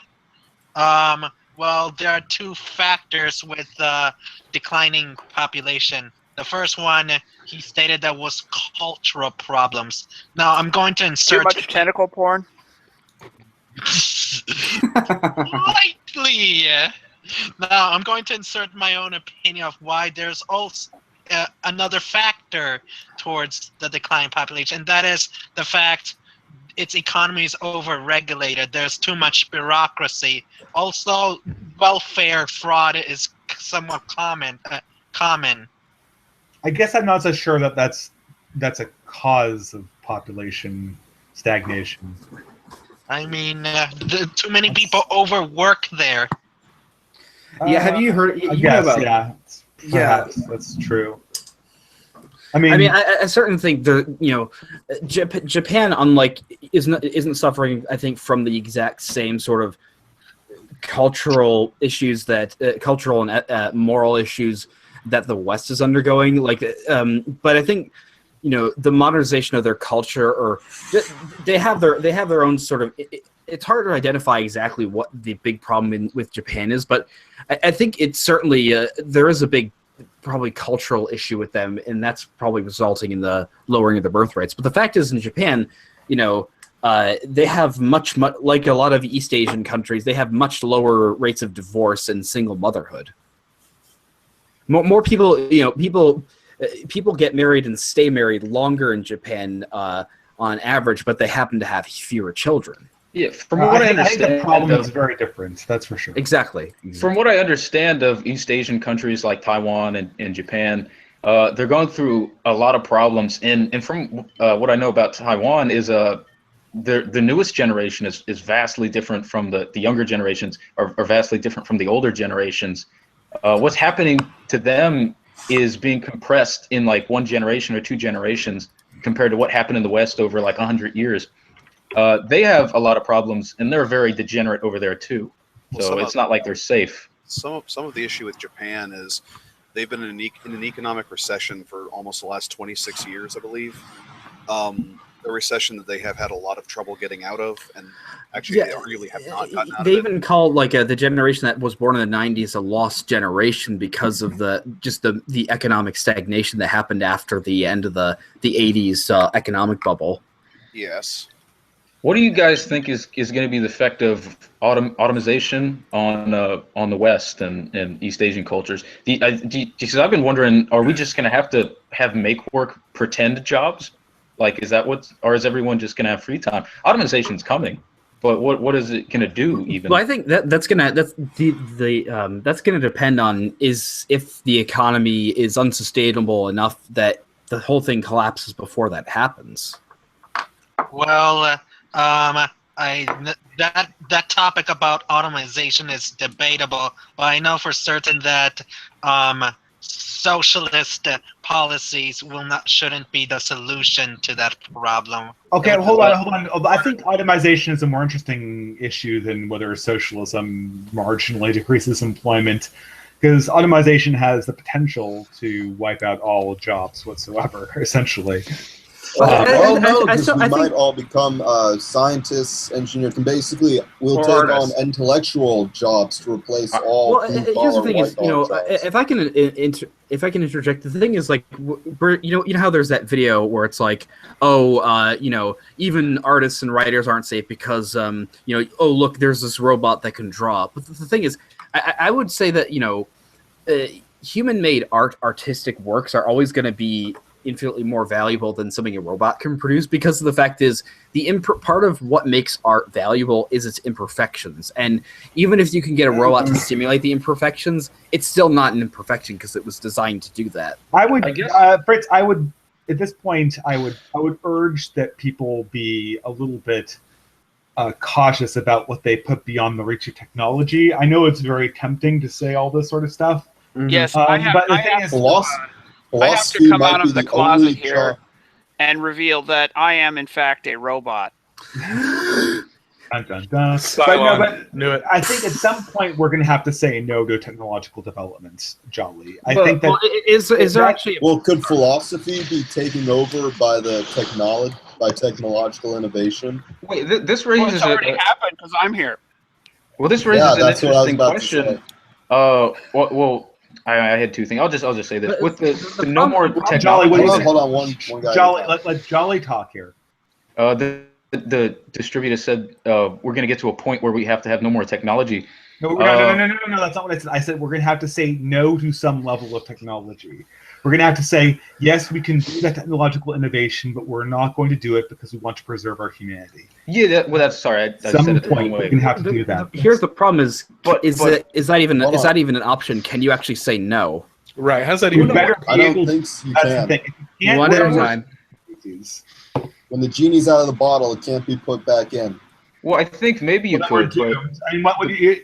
Like, let's say that, like, for instance, that gray goo is actually possible to technologically make. Does that mean that we're just going to make it and Earth is going to be obliterated by nanomites? But what I was going to say is, I mean, because I know there's a danger of technology, like turning humans into something that isn't even human anymore, or whatever that could happen. But the thing is, if you don't want to go down that path, are you just like would you just resign us to I guess death or something? Would civilization no longer continue? Would we just have to wait till Earth gets obliterated by a supernova or something like that?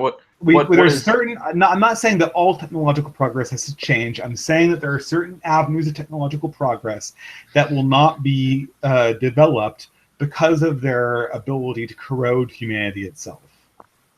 That's what I'm saying. At some point, we have to be able. They should not be. What if someone is willing to allow their humanity to be corroded? Would it be permissible? Transhumanist. I do not think that should be permissible. No. Oh, well, fair enough. I disagree, but that's fair. Isn't this just the atomic bomb argument? What if somebody wants to make gray goo? Would you let them make gray goo? Sure. What's the problem with gray goo? A man over that bout. Well, Gray Goo is a really awesome real-time strategy game from. Okay, Ben. Okay, I need to answer this. Okay, trolling aside. Hold on. Okay, let distributors talk. God, interrupt me every 5 seconds.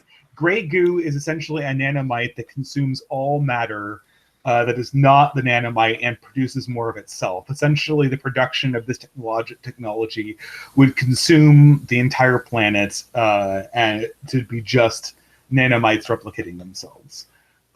It just essentially demonstrates how an incredibly pathological piece of technology could instantly obliterate the human race because of its incredible ability to contagiously replicate itself.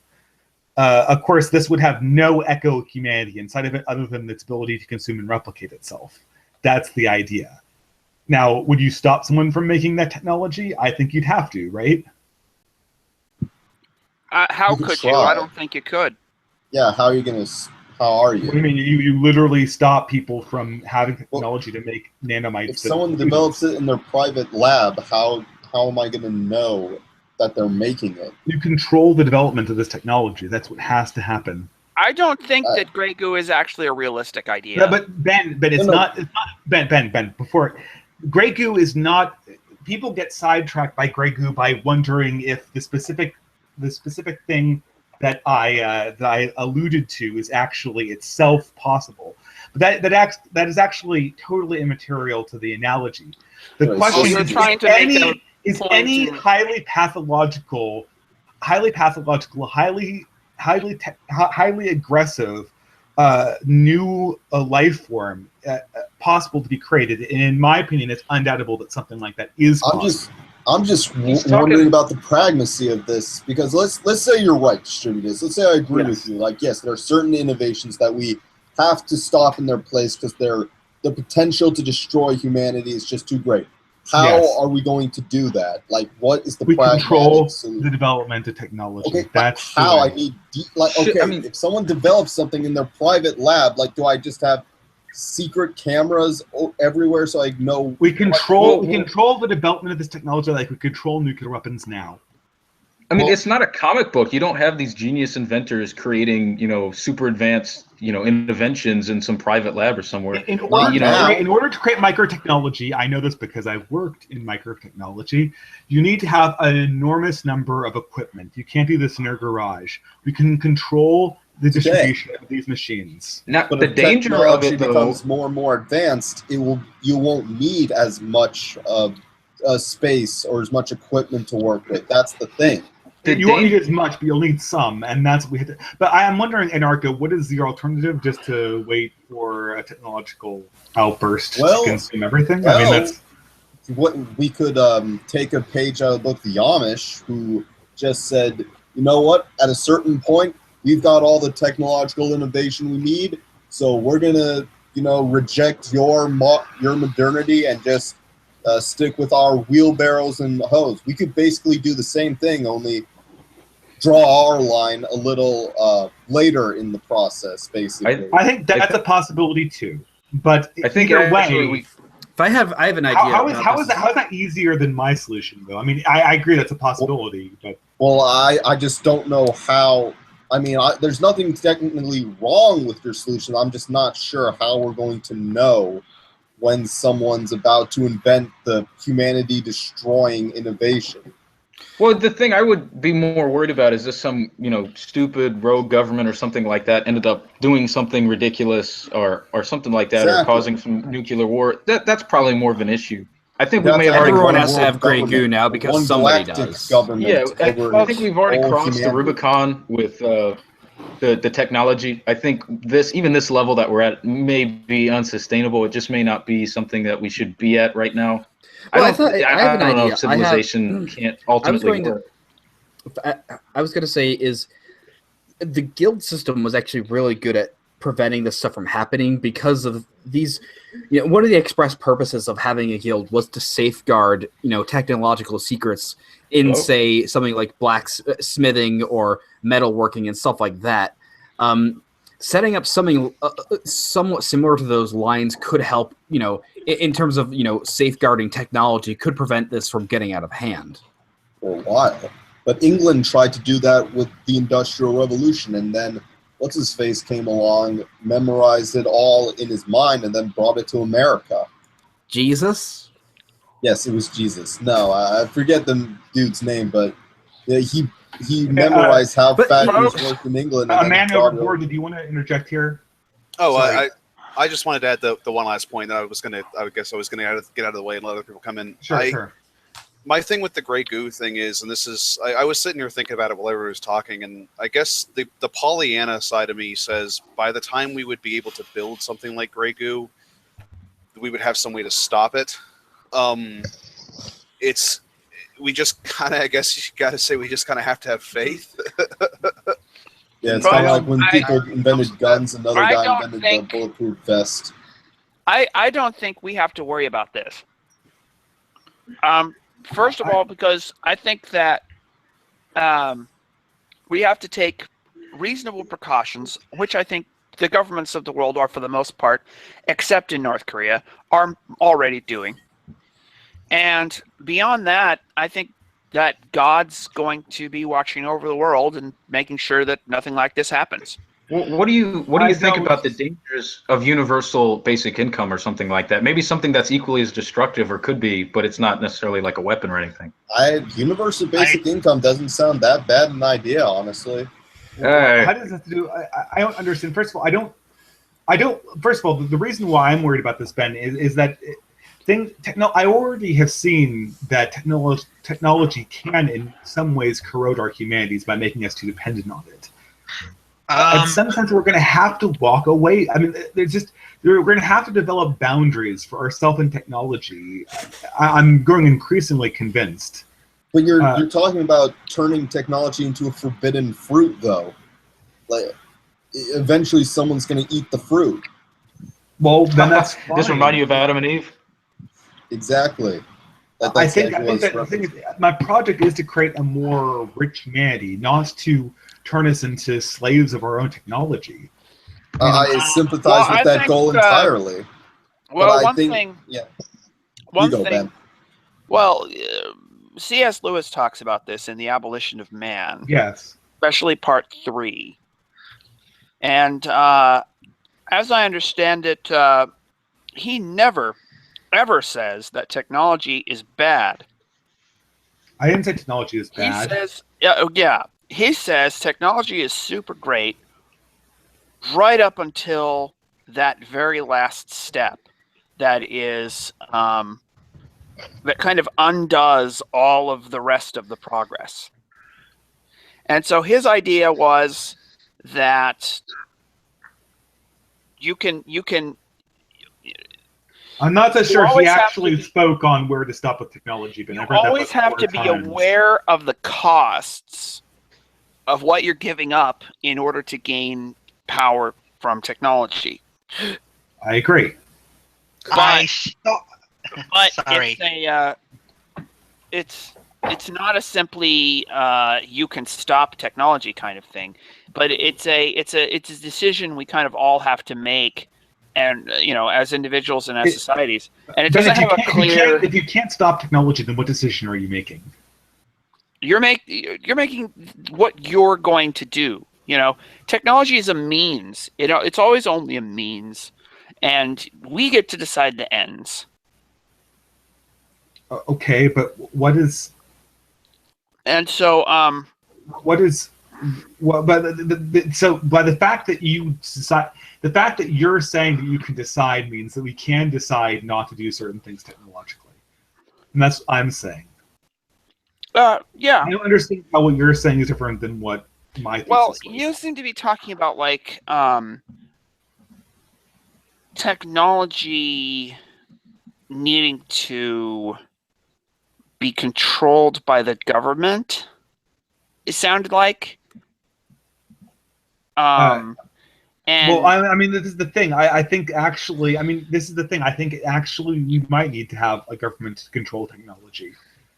I mean, like, we control nuclear weapons by the government, so why? And we're going to have things that are more powerful than nuclear weapons. We not let them controlled by the government. Oh, what do you guys think about the singularity? The idea that eventually technology is going to compound, and there's, it's going to skyrocket all the growth, and there's going to be like some artificial intelligence. I think it's ridiculous. Hi, can you hear me? I think that the singularity is the rapture for atheists. Well, that doesn't answer the question, though. I think the thing is what are we actually talking about when we talk about the singularity? And I think what we were talking about when we talk about the singularity is we're talking about the moment where human consciousness is obsoleted. And I had a few thoughts about that whole singularity thing. Sure. What is it, Snowteamon? Well, the whole singularity thing, it's like this belief that once we get to the point where we can make machines that can make other machines, they'll be able to do it better than us and do it more sophisticated, which, to be honest, I think is it's just kind of like a modern day fable. It's not really something that's real. It's like something we tend to blow out of proportion, something that we worry about, but it's it isn't. It isn't computer science people behind it for the most part, from what I can tell. I'm not so sure that the thought experiment is so.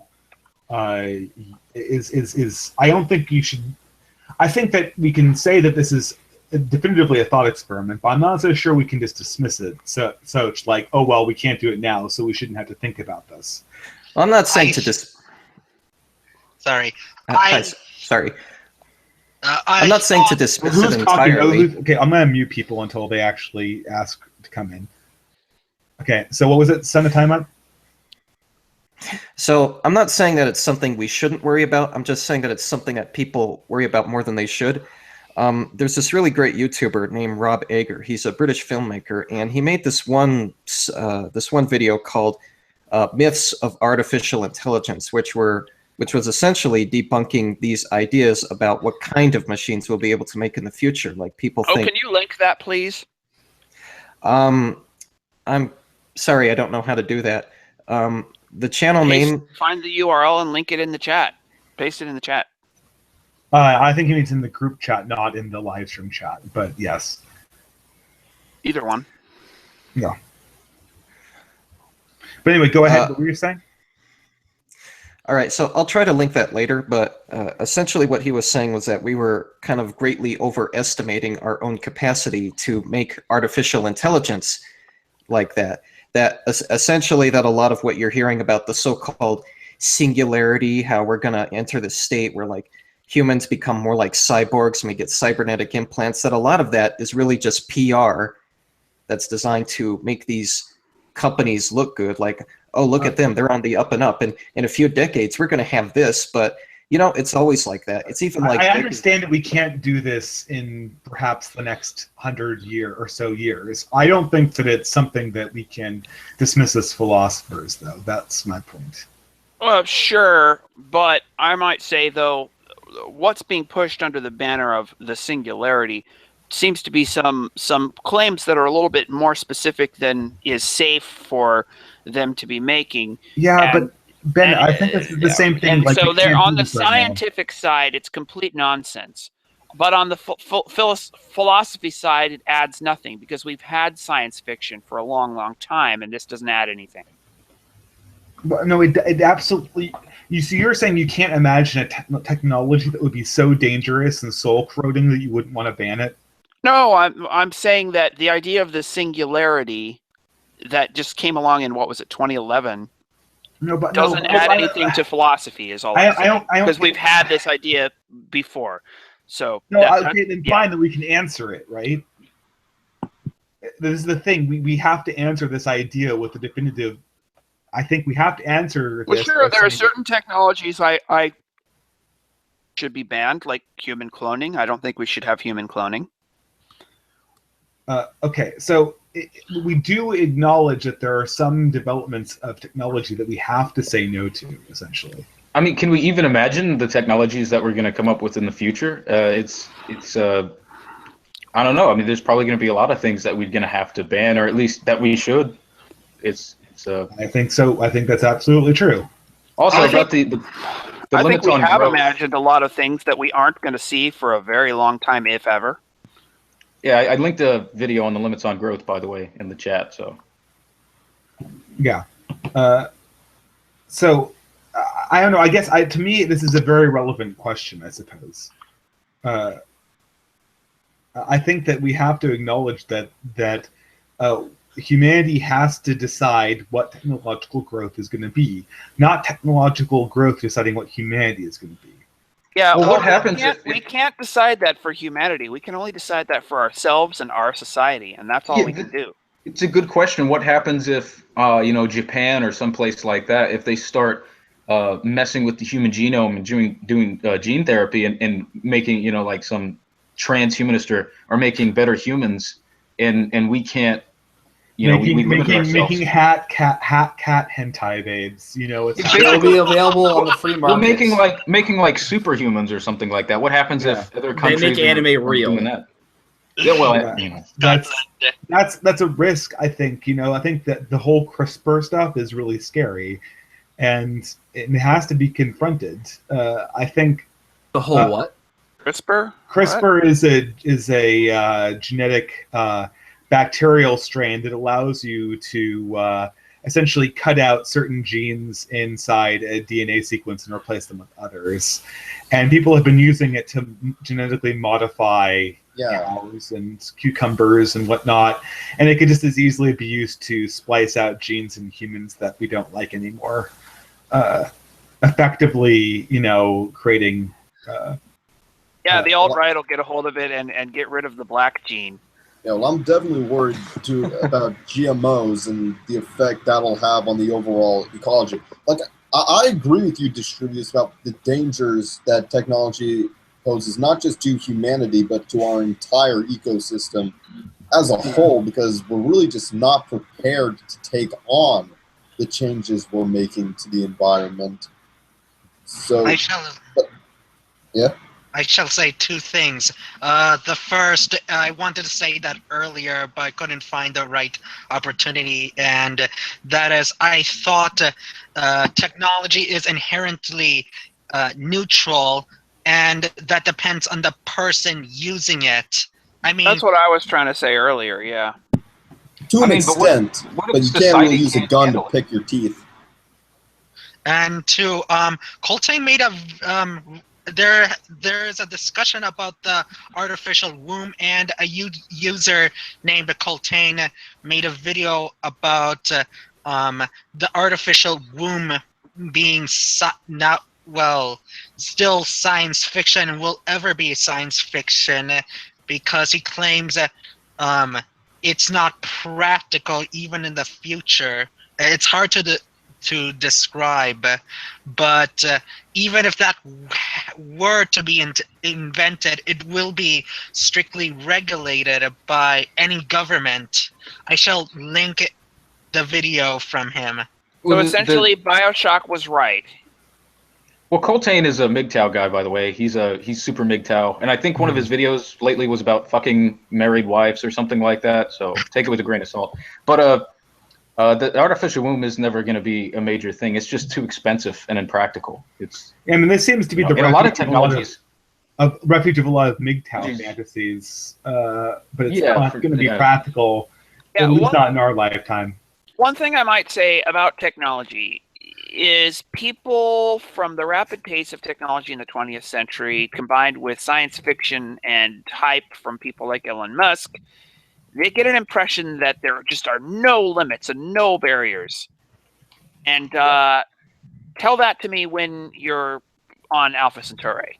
I'm actually of the opinion that faster than light travel is probably going to be impossible, and they'll never be. It'll never be real sci-fi. I think humanity is pretty much stuck in the solar system. Getting to the moon is great, but getting to the moon does not get us any closer to Alpha Centauri.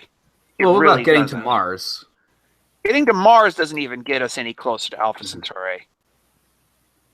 What do you think about like digitalizing personalities and uploading yourself into a computer and stuff like that? What's the danger of that? I don't believe that's going to be possible. Yeah, I had a few thoughts on that.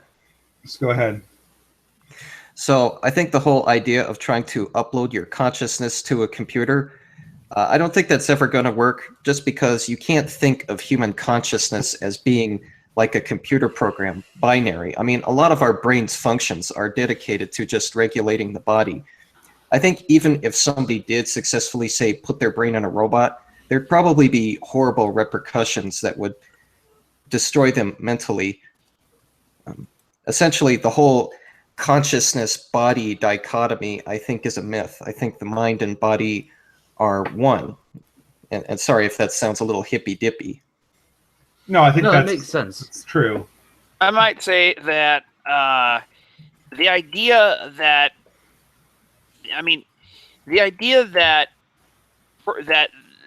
you can do things like that, I think, is a product of the atheist premise of materialism. And apart from materialism, you can't. You have to believe in materialism to believe that would ever work, and you get no grounds whatsoever from computer science to think that anything like that's ever going to work. I think I can bring to bear my message here. When I listen to a lot of you guys telling me how this is never going to work, I'm actually very sympathetic. I think that for the most part, a lot of these things aren't sympathetic. But I think that it behooves us as philosophers, and especially as Christian philosophers, to take the possibility of these developments seriously. Because I think that these soul-corroding technologies that we all agree would totally obliterate the human personality in their final form might actually be detracting from our humanity in their partial form. I'll take them seriously. If this kind of stuff happens, then birth control. No, if this kind of stuff happens where you can upload the human personality into a computer, then there is no God. Well, what about another thing is what? The existence of God is postulated on whether it's possible to create a human mind, create a computer that can replicate a human mind or something like that. Yes. Right? Yeah, because if that can happen, then there is no non-material soul. And if there's no non-material soul, I can't see how you can get from. If there's no non-material soul, I can't see how you can at least have the Christian God. If I clone somebody, like if I just had a machine put together a biological human, without a womb, or grow one, right? You wouldn't be surprised if that had consciousness. But if I created, I'm not saying we should or it would be ethical, but if I created a mechanical mind, then it would somehow disprove the existence of God. I don't see how that logically follows. Well, it would seem to be a win condition for materialism. No, it's how? No, but here's the thing: the distributist. What you're talking about with cloning is we already create beings that have consciousness. We could hypothetically create chimerical human beings that have consciousness. The fact that we can create a human robot, combination that has consciousness, or that's not destroy. I mean, you could say that that's a corrosion of the soul, that is unholy. I'm perfectly fine with that. But to say that disproves God seems. I mean, here's the thing: is if we successfully clone a human being, would it have a soul? Yeah, absolutely. Why? Because human beings have souls, and clones are humans. Okay, so it doesn't have to actually be born then. But I had a few thoughts on that. I have one more question before I go because I got to. Oh, sure. Yeah, we have to probably wrap this up in about half an hour. Go ahead. I guess the thing with the uploading of consciousness. What if they invented the immortality pill, and to be immortal you didn't have to upload your consciousness or digitalize or whatever. You could just live forever just by taking some pills, or maybe it's a one pill and you live forever. Would that also? Is there any problem with that, or do you think that would disprove Christianity? Yeah, it's just not happening. Whether there's a problem is your question. Would there be a problem with immortality? Well, I mean, would it certainly disprove? Hold on, one at a time. Disprove Christianity. I can't believe it. So a technological development could disprove Christianity. Well, hold on. Would it I want to know what to the human soul, or would it? Question is, would it corrode the soul? Curious to the human soul, or would it? What problems would arise from being immortal? Even say if we went back to the 1600s, but everyone was immortal. Even if there wasn't the problem of limitless technological growth, what then? Is it? It reminds me of the phrase from the Middle Ages, "Memento mori," remember you're going to die, which was used by the church to the point of that saying was rather than spending your life trying to get the next big thing in life, trying to find the next big technological innovation or make the next big sale, is more try to live your life following God's will, and then remember that after a life of doing so, you will die, and then you will receive your just reward in the afterlife. Now, whether you agree with that or not, but that's death in and of itself. Well, death in and of itself brings meaning to your life in that it cuts off the sense of I have to constantly be striving to find the next newest thing or make the next big thing. If most people weren't bound by death, yeah. If most people weren't bound by death, if they were just immortal and they never got sick or anything, what what is heaven then? That would disprove Christianity. I don't understand how technological development disproves Christianity. And that's what I would like to address. Christianity, before you get the good news, you get the bad news, right? The bad news is that we are all weighed down by the problems of sin and death. Yes. But if we can fix sin and death without Christ, we can fix sin and death by taking an immortality pill and altering our personalities digitally so that we no longer do wrong things, then that solves the problems Christianity claims can only be solved No, through it Christ. doesn't. Without Christ. No, it doesn't. It doesn't. No one's ever going. The immortality pill does not solve death because the universe is not going to last forever. You're going to. It makes you live a really, really long time. We're assuming limitless technological growth here. Well, limitless technological growth is not going to forestall the end of the universe. Yeah, again, Ben. The problem with this is it will if it's limitless. Ben. The fact is, nothing. Some sort of pill that will make you live forever. That the thing you're trying to think about. That's not physically possible. Like Distributus is right. You're going to die some way, or somehow. You're going to die somehow or another. There are no such thing as actual infinites. And also, the perfectibility of humankind in the divine sense is not even a well-defined scientific problem. But I have another question. We can imagine ways of editing humankind's mind, but I went over this a little bit in my Why I'm Not an Atheist video. The problem with the perfectibility of the humankind is you need to start with an idea of what the ideal human is. And that's something that we really can't reach towards without Christopher reference to Hitchens, the of course. He's the perfect human. Yeah. Well, I had a question. This is just an interesting little ethical thing. If you're talking about how, okay, if a clone is a human being, okay, what if you created a being that had somewhat similar DNA to, a human-like anthropomorphic being, but it did not have the genetics of a human being? Would it have a soul? If it had consciousness. It's a debate. This is the thing. Like you will be able to create technology. Actually, at this very moment, allows us to create hybrid forms of humanity with technology and other animals, where we can debate whether they are human, whether they have souls. We're forced, I believe, just by dignitarian considerations, to assume in the absence of any evidence that a being like this does have a soul. However, that does not make the creation of such a being an ethical proposition. I got one more question, and then I do have to leave as soon as I actually ask this question. If you can create humans, in a lab somewhere, what happens if you can engineer out all sinful behavior and have morally perfect humans? That's what I was saying would disprove Christianity. I don't see how let's say you could do that. We have to think about what could plausibly happen in this case. I don't even see it's not a well posed scientific question.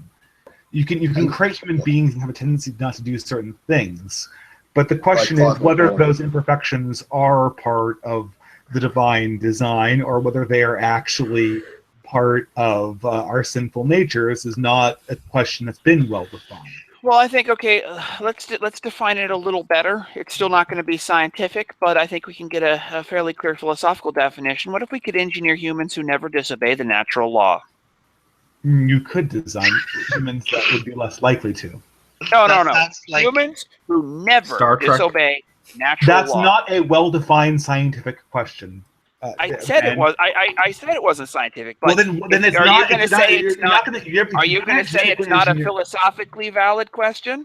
Because earlier you were saying we can't bring science in. We have to face all this stuff as philosophers. You create a human that can never violate natural law and the prime directive.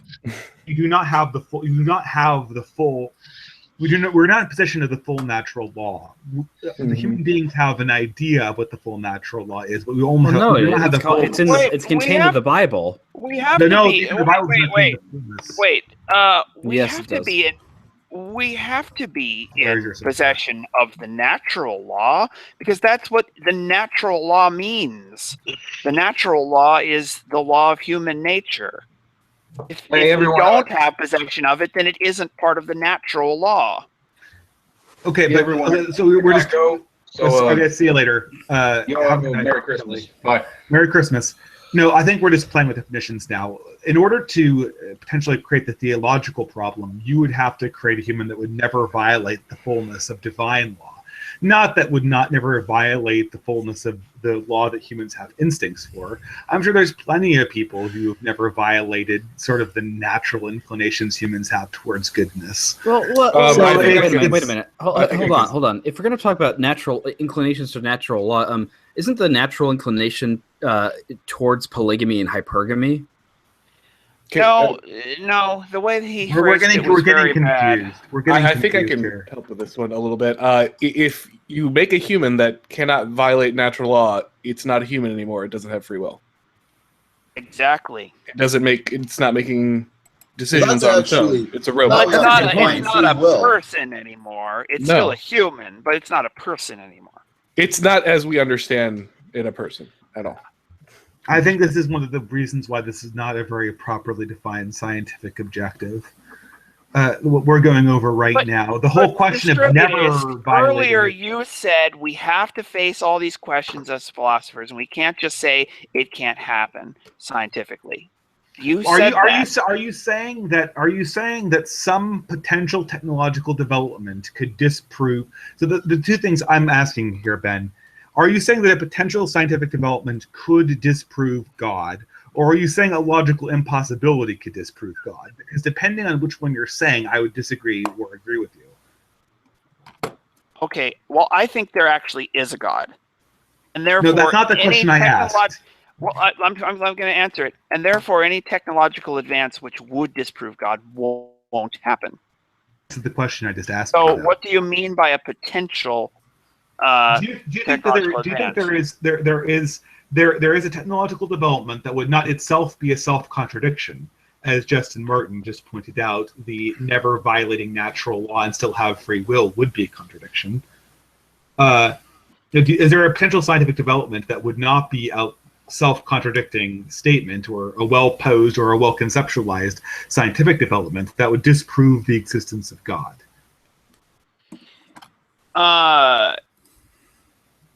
That's a complicated question. There are a few more variables we'd have to clear up.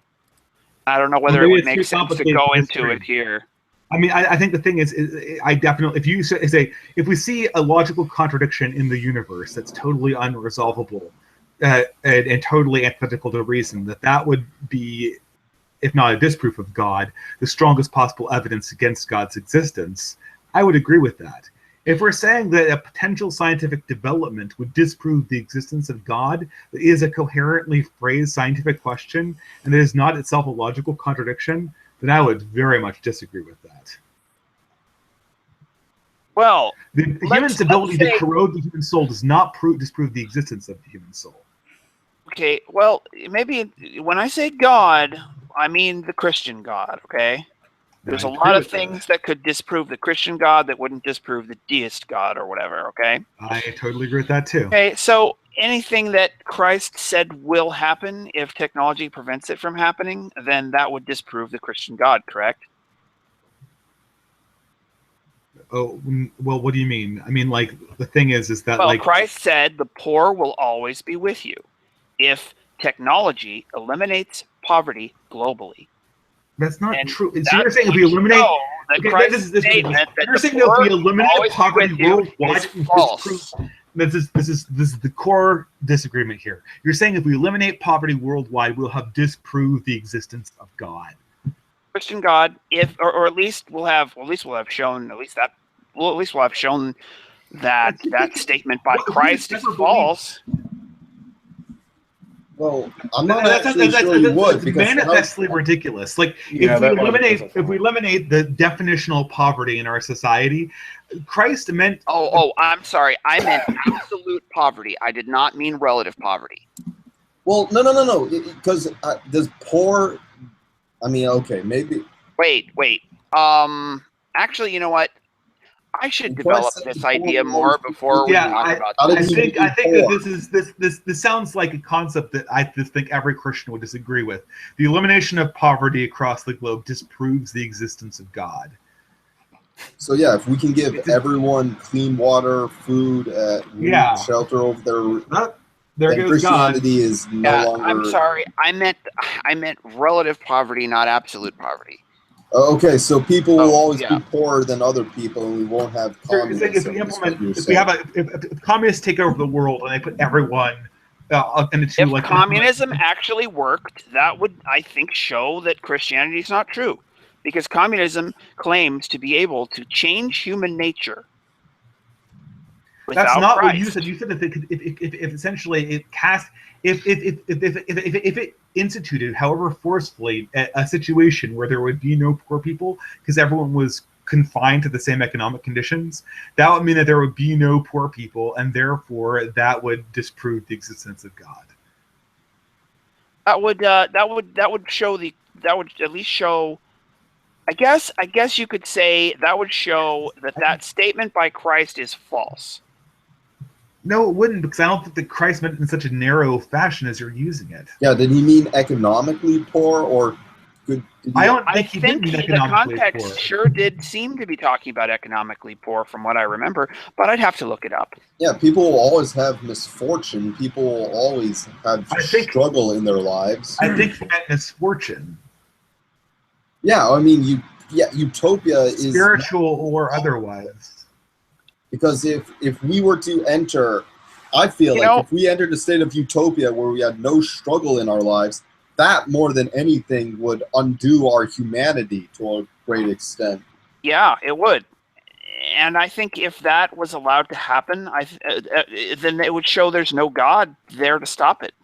I'd probably agree. I mean, I already don't believe in God, but anyway, if you could create such a system where you could eliminate all struggle and eliminate all hardship, that would to a large extent disprove Christianity. But I don't think it's possible. Neither do I. It's theoretically impossible. Yeah, you seem to be debating. I don't know whether it's theoretically or practically impossible, but either way, it's got to be at least one of those impossibles. Yeah, I had a few thoughts on that. Sure. Well, it's just that you seem to be. Hang on a second, though. I think what he just said actually matches what I've been trying to say a lot better than what I've said before. So there's just that. Okay. Well, it just seems like the problem you're arguing is you're thinking of a hypothetical sense in which Christianity can do away with all poverty and hardship, when really the problem isn't doing away with it so much as learning to cope with it and live with it despite it. Christianity isn't going to remove all poverty and hardship. Christ is going to. It's called heaven. I agree with that sentiment. If we can actually build heaven on earth to the extent where we don't need Christ, then that would disprove Christianity. But that's what I was trying to get at. If we can, but of course we can simply look at the very glaring empirical evidence that every single time they've tried to do that, it ends in a dystopia. Yes, I don't know. Exactly. I haven't tried the right socialism yet. I'm pretty sure. Yeah. Come on, Marxism hasn't been tried yet. Besides, you can't. Capitalism. I was about to say. Besides, we can't have light without darkness. Haven't you heard about that philosophical concept? Yes, yin and yang. I think you are correct. I think you are correct, and so I think that does show some problems with a lot of sort of naive versions of the idea of heaven or paradise or what have you. But I think that is a whole nother theological discussion, though. And I think the other problem is that, of course, the big problem with utopian societies is that, so obviously and as a Christian believe that morality is subjective. Lots and lots of different people have their own ideas of what they think. Both, they have their own interpretations of morality and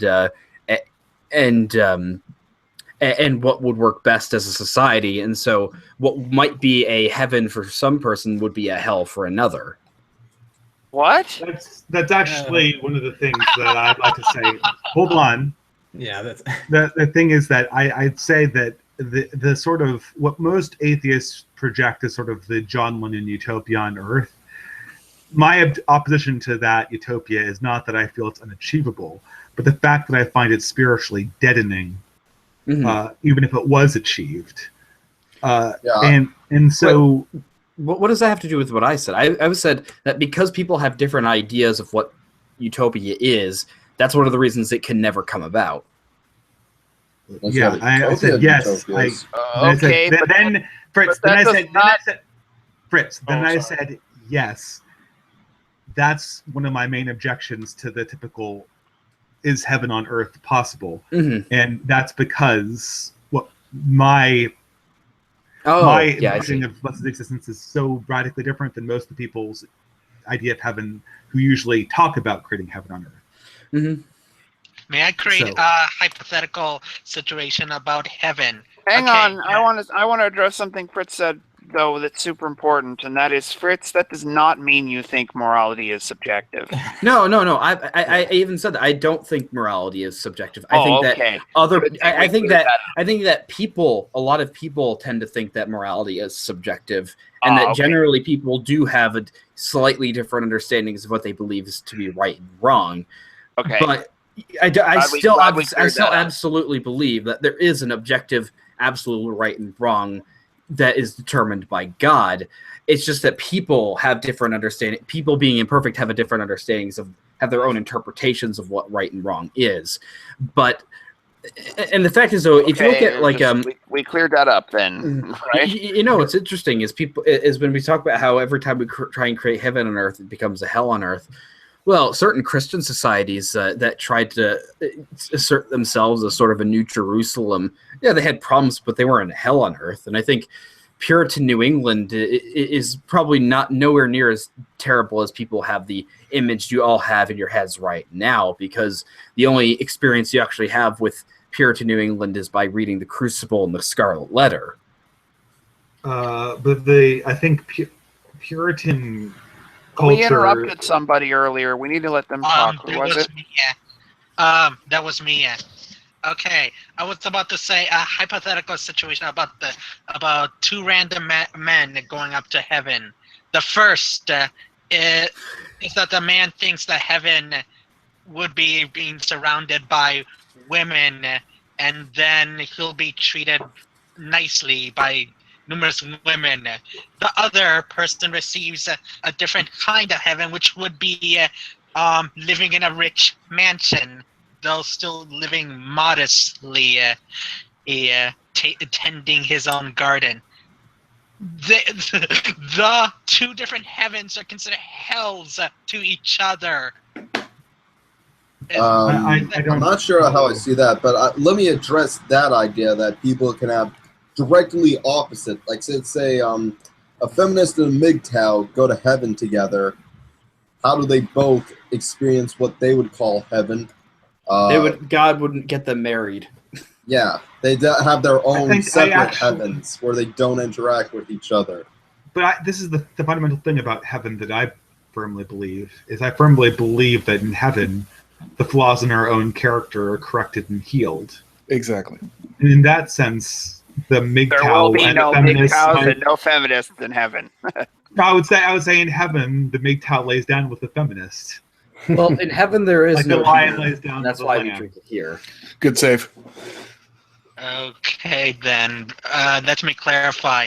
The man who owns the rich house, being surrounded by women is considered hell to him because he doesn't want to be a pimp, while the man surrounded by women doesn't want to live modestly. If that's the case, I don't think he's going to heaven. Neither of them would want, like, the guy who wants the rich house, he won't want that anymore because he'll be above such materialism. The guy who wants all the women, he won't want them anymore because he'll be above such lustful desires.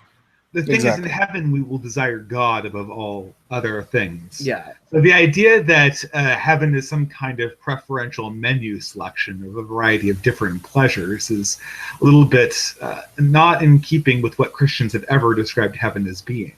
Yeah, it's Right, like it the wouldn't- Bill and it wouldn't Ted's make much Excellent sense, Adventure would it? version.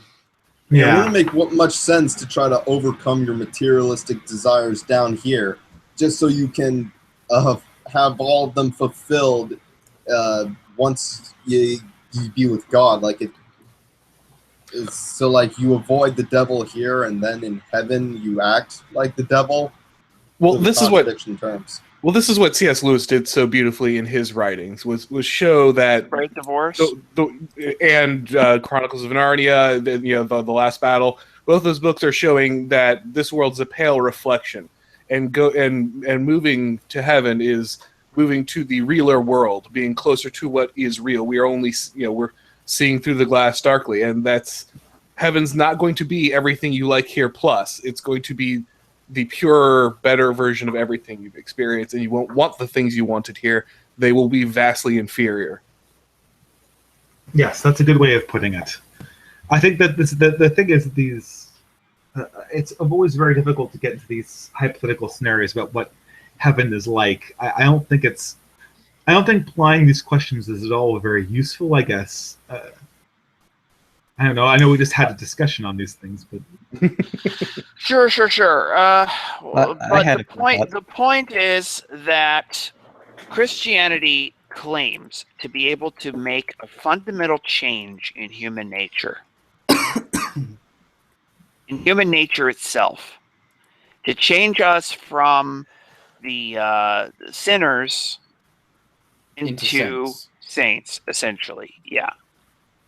And if there's any way that we could do that,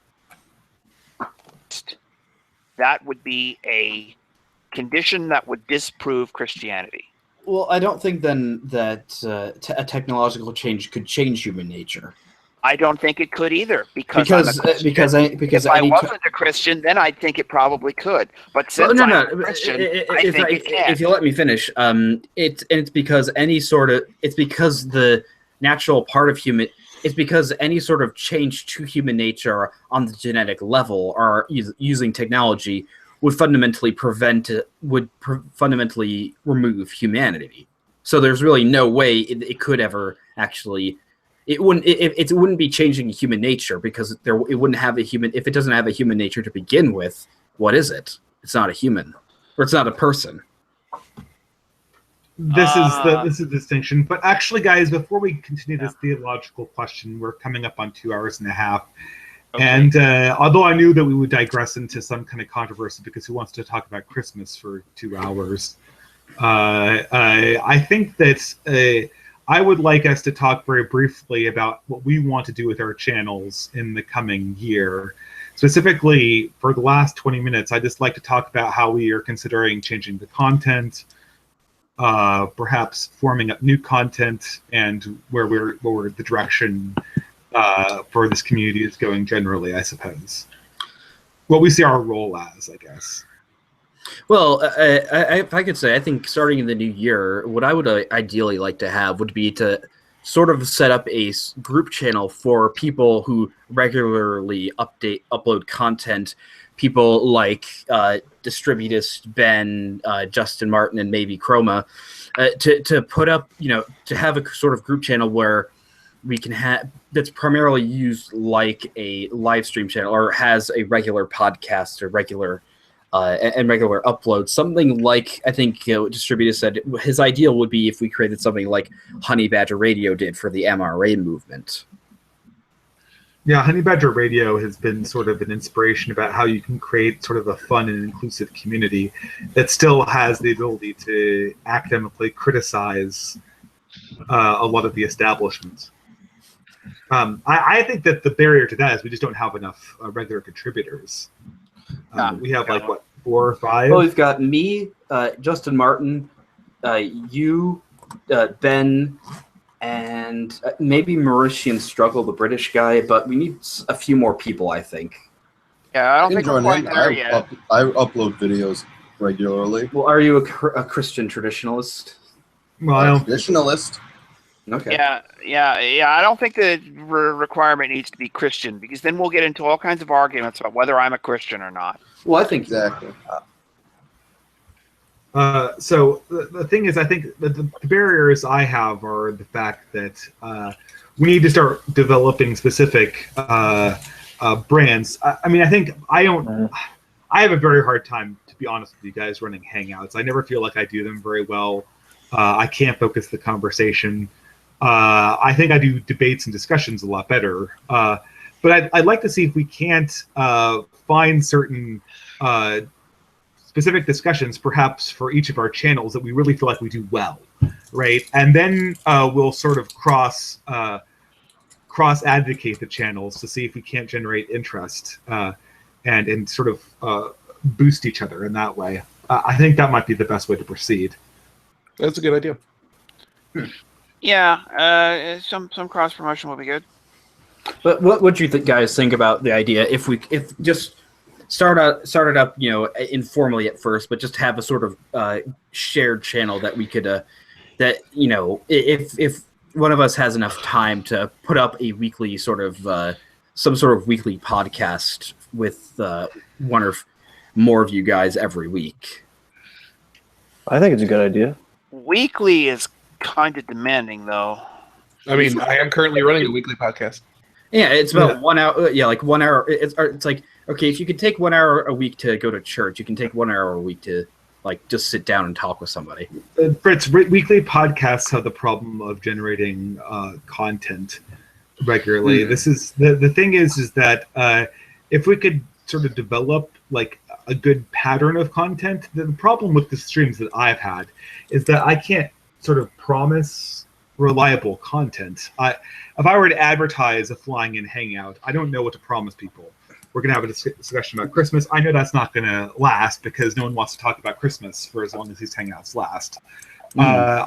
We can talk about, if we have an hour-long podcast, we're going to have to be very disciplined with the production of content. Yeah, but especially, exactly. I think that's why having shorter, have things being an hour at most when it's on a specific issue would probably be the best idea. It has to being maybe even like shorter than an hour, like 45 minutes might be even better. Also, having an agenda and trying to stick to it, not letting the liberal agenda. I see what you did there. But yeah, I find that if you have 3 or 4 questions that you want to make sure you answer in 45 minutes, it's not too hard to stay on topic and focused, as long as you stick to that and don't get too far into the singularity. Fritz, the idea of a shared channel is a good idea, but I don't think we're ready for it yet. Let's revisit that when we have bigger grow. Yeah, let's grow more first, and then revisit that when we're bigger. Okay, I think the step though right now though is to see if we can't develop specific brands of content that we ordinarily produce in a live stream format. That way, each of the channels will have more distinct identities. For instance, I just don't really do like anti-Sarkeesian or anti-feminist videos very much because they're not really my thing. I don't think they're anyone's thing much anymore. I mean, nobody really, just making a simple response video like Sargon did in the early days, that just doesn't really cut it anymore. I mean, people get that out of just watching, wrecked feminist video compilations. Yeah, I mean, and feminists don't. There's no pushback anymore, even. Can I guys get you this? What are you? Can you guys each list 2 channels that you think are the freshest channels on YouTube right now that have the content that you like and you think is really something we could imitate? I'm really curious about this. Frankly, this is something that I'm fascinated by. I mean, I can't stop list the ones that I think are best. What? I was gonna say I can't stop listening to Jordan Peterson, but I don't know if that's mimicable. Well, he does he have a YouTube channel? He does, yes, and it's mostly his lectures. It's got over 100,000 subscribers. It's obviously not the style of it; it's the content. Yeah, well, he's not making super well put together videos, but right now, one of the fastest growing channels in this whole community is still bearing. After he got back up, he's gone. Since his channel got taken down, he's already gained back like 15,000 subscribers. Isn't his channel reopened? Yeah, it is reopened. It's still on. It came back. Right. I mean, he got 15,000 on top of the 300,000 that he had. I see. I mean, yeah, he's over 320,000. Yeah, now. he's been flying. He's been doing that for about a year. It's hard to see. Bearing is essentially a comedy cartoon show that happens to make fun of feminists. I mean, unless people want to specialize that as a career goal, it's very hard to mimic. Well, I would say. Oh, sorry. Go ahead. Go ahead, Justin. I would say another one that has had a very fast rise that I don't agree with a lot of what he says, but Black Pigeon Speaks. Yeah, very well put together, very well edited, high quality stuff, and I think he's gone from 0 to like 175 or 200 in a year. The Black Pigeon Speaks, and all of his followers are white. Oh yeah, I mean, like I said, I don't agree with him, but I'm just saying that the videos is a style that is very impressive and well put together. The alt-right has actually a lot of... True. The alt-right has a lot of... I've already said this before. I disagree with the alt-right, but I admire people like Millennial Woes. The sincerity, and that's something that's not hard to produce, right? It would be very hard to be the next Black Pigeon Speaks, but it would not hard to be another Millennial Woes. Just sitting in front of the camera, just speaking your mind very honestly. It's harder than it looks. Millennial Woes communicates a certain amount of sincerity, although I disagree with him very. It's actually creepy when he's talking about Taylor Swift dating Drake. Yeah, I really disagree with him about his racial stuff, but I'm saying that format is something that people, I think, it has a certain honesty to it that can't be like, oh, here's another, feminist direct video compilation or whatnot, right? Mm-hmm.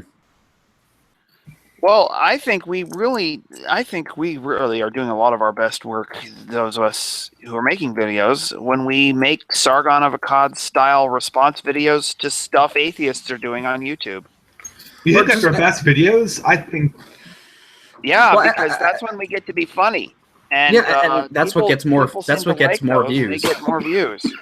And the ones my videos that have gotten the most views have been long drawn out slideshow critiques of modern thought, especially ones that have the word Sargon in their names. Yeah, debate strategies. Yeah. Well, Well, the one that got the most was the two ones that have gotten the most, besides the Christy Winters one, would have been the Fissy Splinters.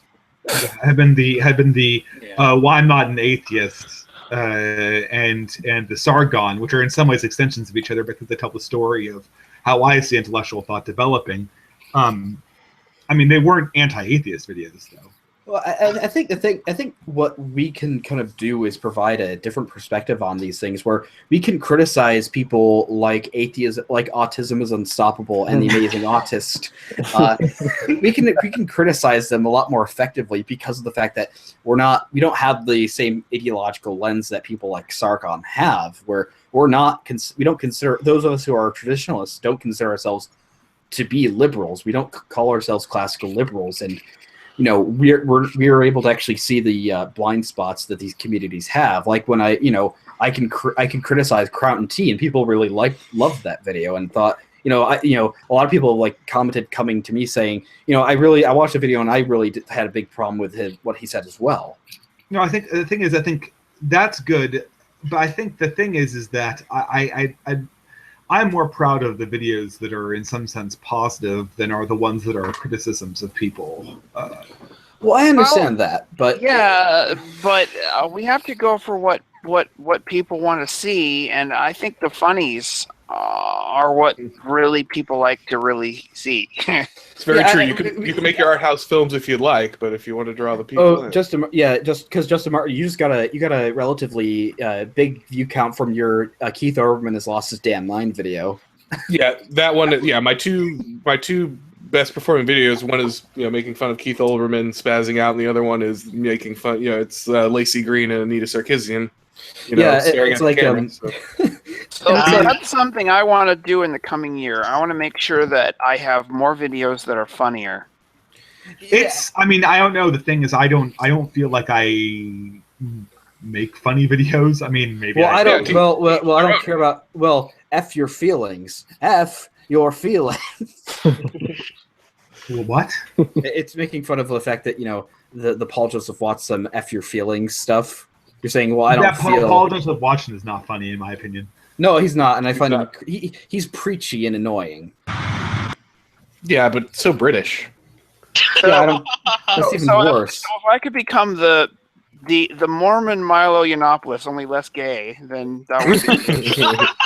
Well, it's not hard to be less gay. Okay, actually, I remember seeing some of his earlier stuff where he was arguing against gay marriage with Boy George, and next to Boy George, Milo Yiannopoulos seems straight as an arrow. Yeah. Right okay, down. I don't like some of the crazy things Milo does, like bathing himself in pig's blood. What the hell was that? But and, being a narcissist and being a complete narcissist. But when he gives his actual speeches, he does a great job. Exactly. Like so trying to become a more effective speaker so that you communicate your points, but you also keep people engaged, you keep people laughing, that's really effective. I don't know. I mean, I guess the thing is, it takes a lot of work to make a comedy channel. Yeah, well, I don't think we're ever going to be like a complete comedy channel, but some of like Sargon's best stuff has been funny stuff. Mm-hmm. Well, it's just him getting angry in a British accent. I mean, we're Americans. That's I'm often not sure. enough. It's just like it is. Yeah, I mean, I think that this is the thing. Like, if you want to get angry at someone in a British accent, then. Well, we have Mauritian struggle to do that for us. But. Yeah, no, I don't want this to be like all we do, but I think that should be something we try to expand. I think maybe to prioritize, we should try and do the funny and witty stuff that gets a lot of views and subscribers. Then we could, once we get more substantial followings, we could then start shifting our focus to more intellectual stuff. Like I've seen the same thing happen. Hold on. It's like I saw this. Sargon was more or less kind of the same thing, where he's moved on to he seems to like making a lot more to sort of less response videos and more just sort of explaining certain ideas. Sure, I think that the response video is a dead form. Well, no, it's what gets more views. I don't think so. I mean, that gets views. I mean, it does. You just have to do things. You have to do something that's new. You can't just go like I made I really liked my one making fun of Anita Sarkeesian's latest video, but that didn't get very many views. Making fun of autism is unstoppable did. Frankly, honestly, folks, China. Well, I have a few ideas to imitate, but first, someone needs to clarify, are we talking about imitating styles from other channels that push back SJWs, or any style imitate from any channel? Because any channel. One of them is, this is going to sound embarrassing, but what about Gaijin Goomba? Oh, I find him. No, I don't think it's embarrassing. I just find him so preachy and annoying. I don't even know who that is. It's an anime video game thing where he screams at people because he yelled at people in a really high pitch, in an auto-tune high pitched voice that they're not culturally sensitive to Muslims. Okay, I mean, he is an SJW, so. I don't consider him that, especially since he did try to view the responses from both sides. So I don't consider him an SJW. It's not relevant. We're not trying to categorize people as SJWs or not. We're trying. I know. Okay. Hold on. We're trying to just speculate about what could work in the future. I guess for myself, in some sense I agree with you. Response videos do get subscribers in. I don't particularly like the form. I don't consider it to be incredibly useful to bringing conversations right, but it's forward. But that's what got me on. It's what got me on Kraut's channel. So yeah, exactly. Responding to different channels is different. If responding to Sargon and Kraut are actually a really good move. Yeah. Okay. Which again, I think that's again I hate to hammer this again, but that is the thing that I really wish would have happened is Sargon actually getting into contact with you, and because that would definitely because when I talked with Kraut, that doubled my channel size. So you talking with Sargon would absolutely do the same thing, and that would really help get this. I really want to talk with Sargon. I just can't seem to get in contact with the dude. Yeah, I messaged him on Twitter. He has never responded. He knows about your channel. He commented on it. I know. He subscribed to me. So I don't know. I never been able to get in contact. And it's same thing. I've had the same thing with Kraut and T, where it's like, I said, he hasn't really responded to me since we had our stream. Yeah, I think it is a good goal though to try to get people in there, because I can't tell you the number of these really dumb conversations I hear from some of the cultural libertarians sitting around trying to explain the Christian perspective on something, and it's like, I wish we had anyone, literally anyone, who had a clue about Christianity in that room so they could say anything. Well, yeah, exactly. And it's like, all I hear, again, this might not be exactly what you're talking about, but I always view these cultural libertarian atheists as, the people who blew up the dam, and now they're confused as to why everything is flooded. But here's the thing, guys. I want the community to focus on making brave metaphysical and moral statements against the sort of YouTube atheist community, and not sort of minorly correcting them on points of argument. I mean, I really want to avoid this notion that we all want to just dig up Christopher Hitchens so we can flog the horse one more time. Oh, I can't. Sorry, go on. So I feel like I like what I disagree with the alt-right, but I like how the alt-right's positioned itself as being sort of like the more extreme and the more ideologically consistent and the braver version of the classical liberals, right? That's yeah. Well, sorry. I have another idea. What about imitating Sinclair? St. Clair? Sinclair is not altogether larger than any of our channels. I know. Also, why would you imitate him? There's nothing there. I mean, at least have a smaller YouTube channel. He's like a few thousand subscribers more than me. Yeah, the only thing I really like about him is the fact that he's an atheist and he says he's a moral subjectivist. So and he says he at least is honest about these things, unlike the amazing autist. Yeah, only one step more though, because in the moral demands on people. I think we missed the point I was making. I might say real autism is a thing, and it's not ideological. Yeah, no. In the video I watched by the Amazing Atheist, all he was doing was spurging out. Okay, guys, I'm gonna hold on, guys. I need to make this point. I think we need to step away from this culture where we try to put down the other people and try to find a position that seems more mature than our opponents. Seems like we're taking the next step. We need to get to the position where we feel like we're taking a step that essentially Sargon and Kraut just aren't willing to make. Every time, I think that's the position we want to be in, and after that step was accomplished, then we can see if we can go back and decide how you want to dismiss. If you want to dismiss the Amazing Atheist or atheism is unstoppable, whatever pejoratives you'd like, that's more or less a detail. I think we're all together focused on the details. I mean, and so I think can you give an example of exactly what type of claim you want to make in a video? Can you give an example? I want to make a claim.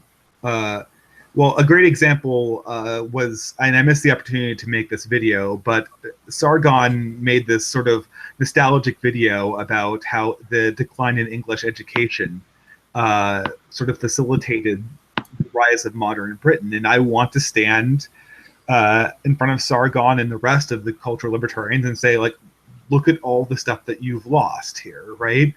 We're aware that this loss has occurred. You're sitting here and complaining about the fact that there's not boobs in video games.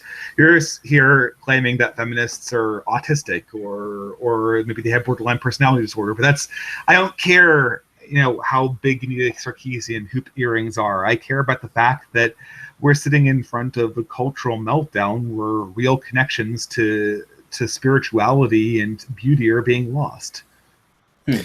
Well, may I then make the point that I think this is probably why Jordan Peterson has probably done as well as he has, and has been able to have some very interesting conversations on religion with people who are very hostile to it and seem very impressed by his presentation, is because he got involved in the pronoun debate, right? So it's not an either or. I think that if you can hook people, if you can make something personal, you can find something where they can say, well, this guy understands or agrees with me on something and he has the courage of his convictions on those things, then you can bring them along the road. And I think that's the problem though is that you even pointed this out to me, Justin, when we had our conversation, is that when you see the like to dislike bar in the videos where he talks about religion, they become decidedly negative. So a lot of the problem is that anytime we try and talk about religion, like I noticed in the chat in my Kraut and Tea conversation, or even in the comments, like as soon as I reveal, okay, I'm religious or I believe in certain traditional values, they immediately turn on me and they literally said, "Oh, you're against gay marriage, so I can just immediately dismiss your opinion." And these that antagonism is actually good, though. Right. I like that antagonism. I guess. But then again, there's the fact I think that getting people angry at us is actually a great thing. The thing I worry about people not caring. That's what the response of it, the goofy response videos, the being funny, that's what that does. No, I think that, I mean, I'm not against response videos, qua response videos. I just don't think that the big steps I want to take are sort of ones, are sort of large positional pieces. I don't want to be like we're the religious anti-SJW version of Sargon, right? I want to be that we are the more culturally aware version of Sargon. We are the people who understand fundamental things about human nature that Sargon can't really come to terms with.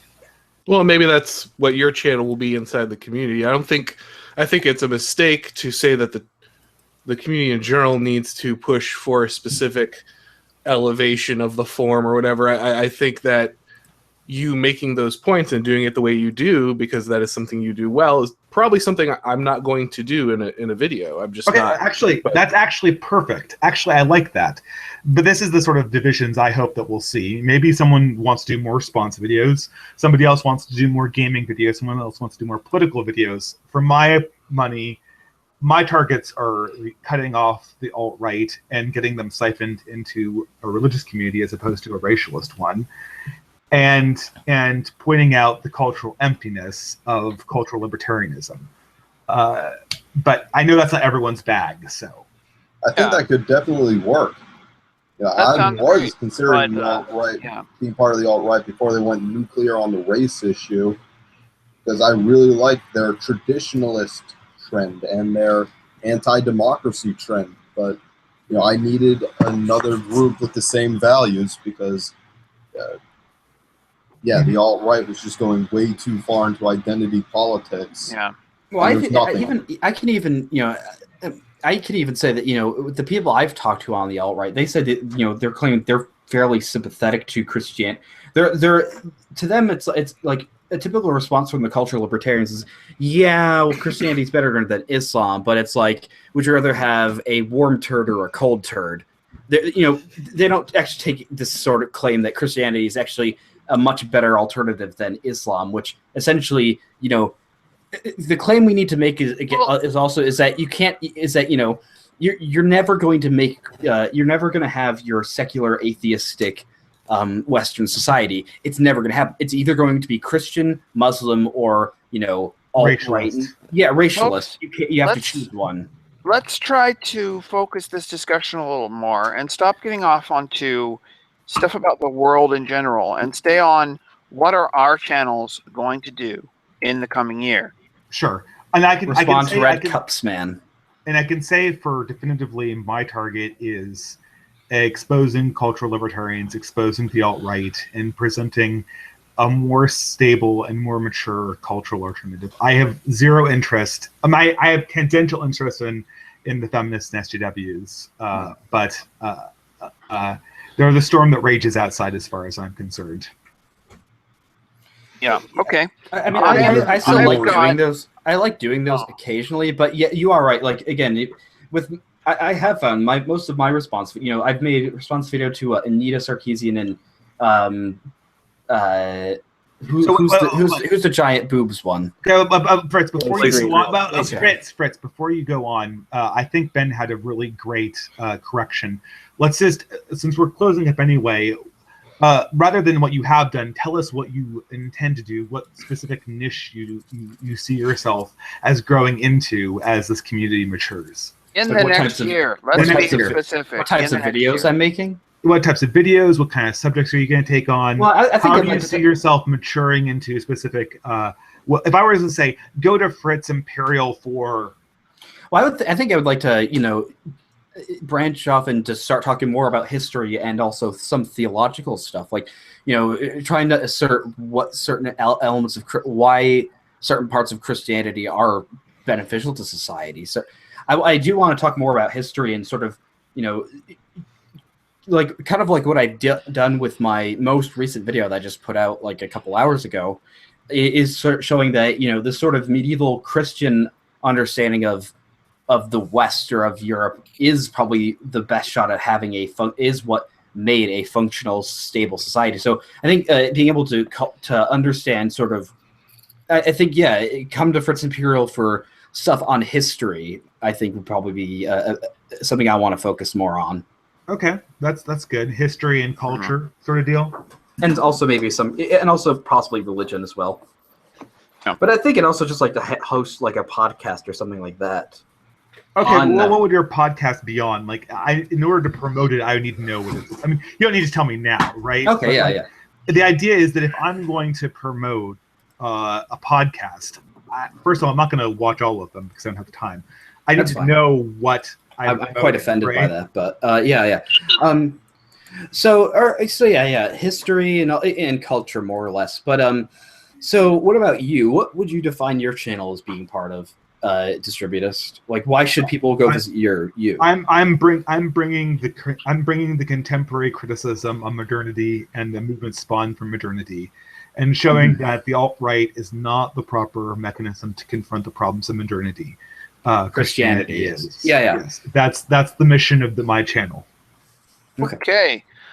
To disrupt the alt-right and to assault modernity. Mm-hmm. Yeah, I might answer that for mine. Go ahead. You're next. We're going around, man. Yeah, I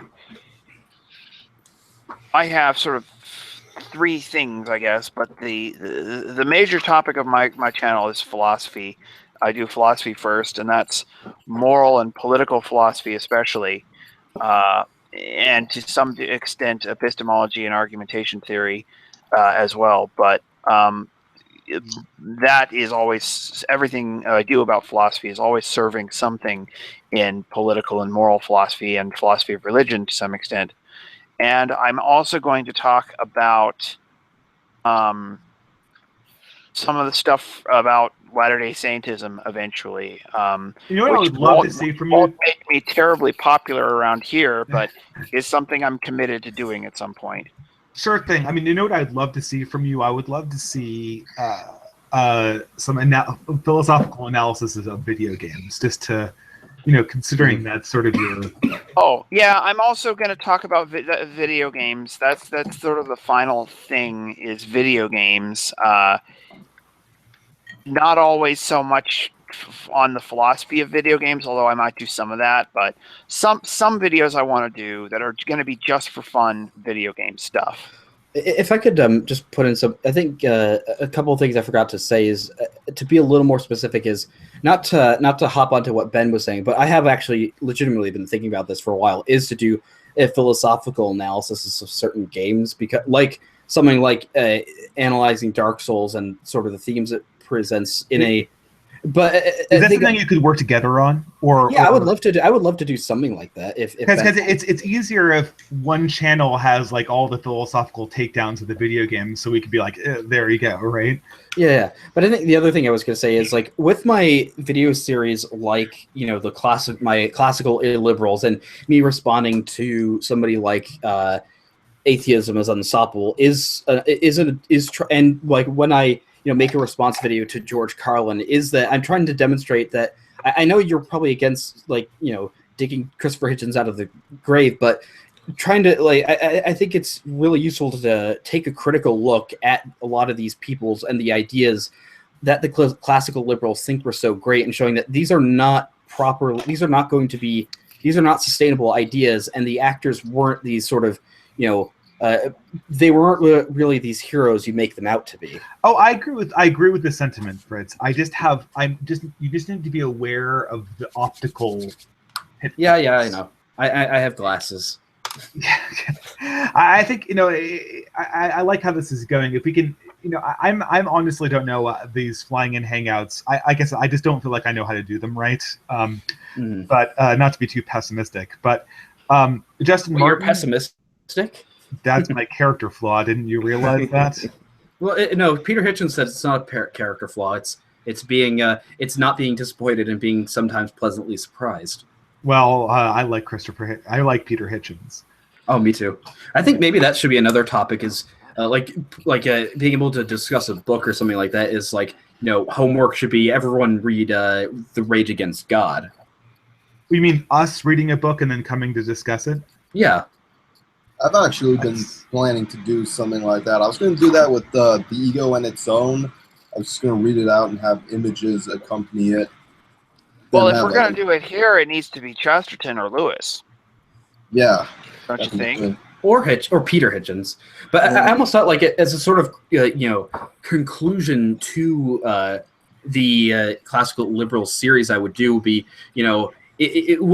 it would start out with the title would either be it would end with Christopher Hitchens is not great, but I think in order to be able to present something positive, because again I think one of the things we seem to be able to understand the most is that you can't just be against things. A negative ideology like atheism, like new atheism and liberalism isn't sustainable.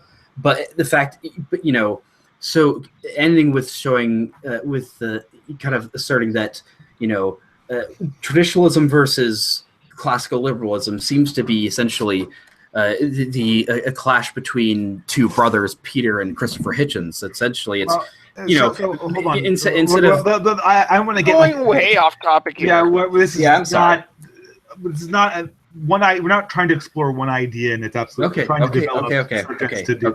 The problem, I like the idea of book, like sharing what people's favorite books are, making things personal and sincere. Reading a novel just seems to be something that I can't quite. Is Race Against God a novel? Yeah, I mean it's a 300-page book. Does that make it a novel? Oh God, you know what I mean. Reading any kind of long form book. Okay. Yeah, look. Let's not do the nitpicking and all right. See if we can't focus. I mean, I like the idea. Justin Martin, I think you're definitely the master of trying to confront contemporary events, right? Yeah, mine's definitely a political channel. First and foremost, I definitely I am a Christian and I want to have interesting people on who speak about Christianity. That's why I've talked to you. That's why I've talked to Fritz. That's why I was lucky to get J. Warner Wallace to do the podcast. I don't know if you guys are familiar with him, but he's a really Pink Pistol. Less him. I mean, I love Pink Pistol, but he's probably isn't not he like a hardcore atheist though? Yes, he is. Yeah, he's an ex-Muslim. So yeah, he has a better reason than some. But I do like to have I definitely am a more political channel. But I would like to say I fully endorse the Flying In Book Club and nominate Till We Have Faces as the first book. Snap. I'll second that. Because that is probably the best C.S. Lewis book. But yeah, I think I would definitely be the person talking about current events, talking about politics, and weaving in discussions about how Christianity can interact with those things would probably be more my role, or what the goal of my channel would be. Yeah, if you have you practically do a daily video, don't you? No, I do like a weekly podcast, and then I try to put up at least one non-podcast video a week. Okay. I mean, it would almost be, I could see a lot of things that I would like to see from just a periodic breakdown show. Like if you had something sort of like the Honey Badgers have this thing where they gather together sort of the worst, SJW crazy articles of the week and they review them. in a funny manner. Something like that on your show might be something to look into or think about. Yeah, that's not a bad idea. Grab 3 or 4 people and exactly, hang out discussing the top 5 crazy things of the week. Yeah, I would love to be involved in that. I just Sorry, can't find the crazy news to do it with. So basically, do like a podcast version of This Week in Stupid. Well, yeah, exactly. I think one of us, not me, needs to do something like that, and I think it would be very popular. Justin Martin, you could do that. Yeah. Yep. Well, I have one more idea to imitate. Voltaire's Ghost. Yes, I had already posted that. What are your thoughts? On what? On Voltaire's Ghost says style. Not familiar with him. Neither am I. He has 21 subscribers, though he hasn't been active for a few weeks so far. Some guy we've never heard of. Okay, I guess we're not going to have thoughts on I've heard of him, but he only has 21 subscribers? 21,000. Okay. Oh, that's different. What is his style? Well, as I had pointed out, when he talks about a topic, he sometimes adds various scenes from various movies and TV shows to add in the context of his words. It's hard to explain. It's just using clips. He doesn't just use the clips randomly. He adds them as an effect to provide context. Okay. That's a good aesthetic trick. I just took a look at one of his videos. I think they're really great. These things will take a long time to produce. Slideshows are hard enough for me to put together. Yeah, I'm looking at starting after a while to start building up some clips I can use like that. Part of the trick is you have to be able to find the clip in good quality. It just makes my eyes bleed when I see people do that, and the clip looks like it's like it's a 1080p video. Second problem, you'll get completely demonetized the second you do it. Are any of these videos like? I'm not monetized anyway, so it doesn't matter as long as they don't block the video. Yeah, I mean, I guess I am monetized, but I don't know. I guess I'm always a little bit. I could also. I had to fight a strike against the Keith Olbermann video when I wasn't monetized. I had to fight against. I had to do the same thing with Lacey Green when I made my video against her, and she tried to strike against me. But I have some straight up music that I just blatantly copied and put onto videos, and I haven't gotten any copyright strikes. The strikes are not on that wood. I just hope the Osmonds never put all their stuff on Content ID, because then I'll have like a whole bunch of strikes. Because every time I use the Osmonds music, it's my theme song, then I could get a strike. Okay, so that would be good to do more. I think these large introspective pop culture carryovers. I think that's something that I might consider doing if I have more time, which probably is unlikely that I will. Yeah, like Missing the Mark does these analyses of like pop songs and stuff that were really good. He uses it as a way to talk about the problems of modernity. Yeah, your Pulp Missing Fiction the Mark video is is my favorite. Well, yeah, it's actually one of my ones I worked the hardest on, but it's actually one of the least popular ones on my channel. Yeah, go figure. Oh, that's too bad. You did a great job. I didn't see all that in Pulp Fiction before you explained it. And thank you. I think you're correct. Thanks a lot, guys. I appreciate it. But I think, actually, there's an alt-right YouTuber that I'm going to make a video that copies his style. He takes speeches of well, in his case, fascists, but I want to take Christian speakers. And he overlays. He has he has like a musical track that's open source, and he overlays clips of things that demonstrate it in video, and it looks amazing.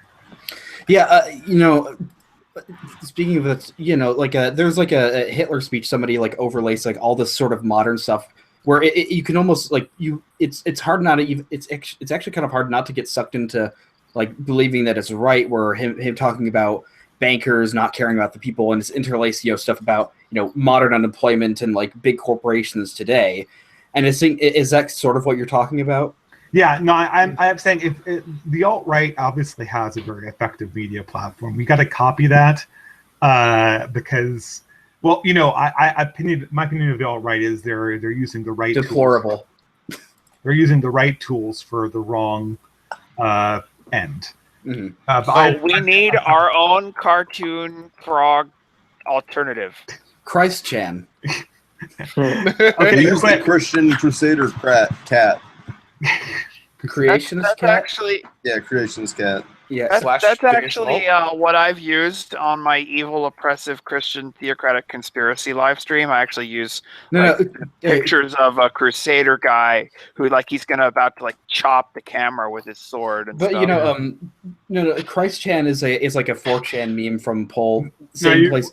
Yeah, we know it. But yeah, I would say just a bit on a comedic note is what I really want to do some point is people have made it's actually quite humorous and disgusting at the same time, where somebody literally put the Arms of the Angel song by Sarah McLachlan over footage of Hitler because they're neo-Nazis sad that Hitler's gone. I need to do that with the Kaiser. Why would you do that? That sounds horrible. No, I want to make fun of that. I want to do it with the Kaiser.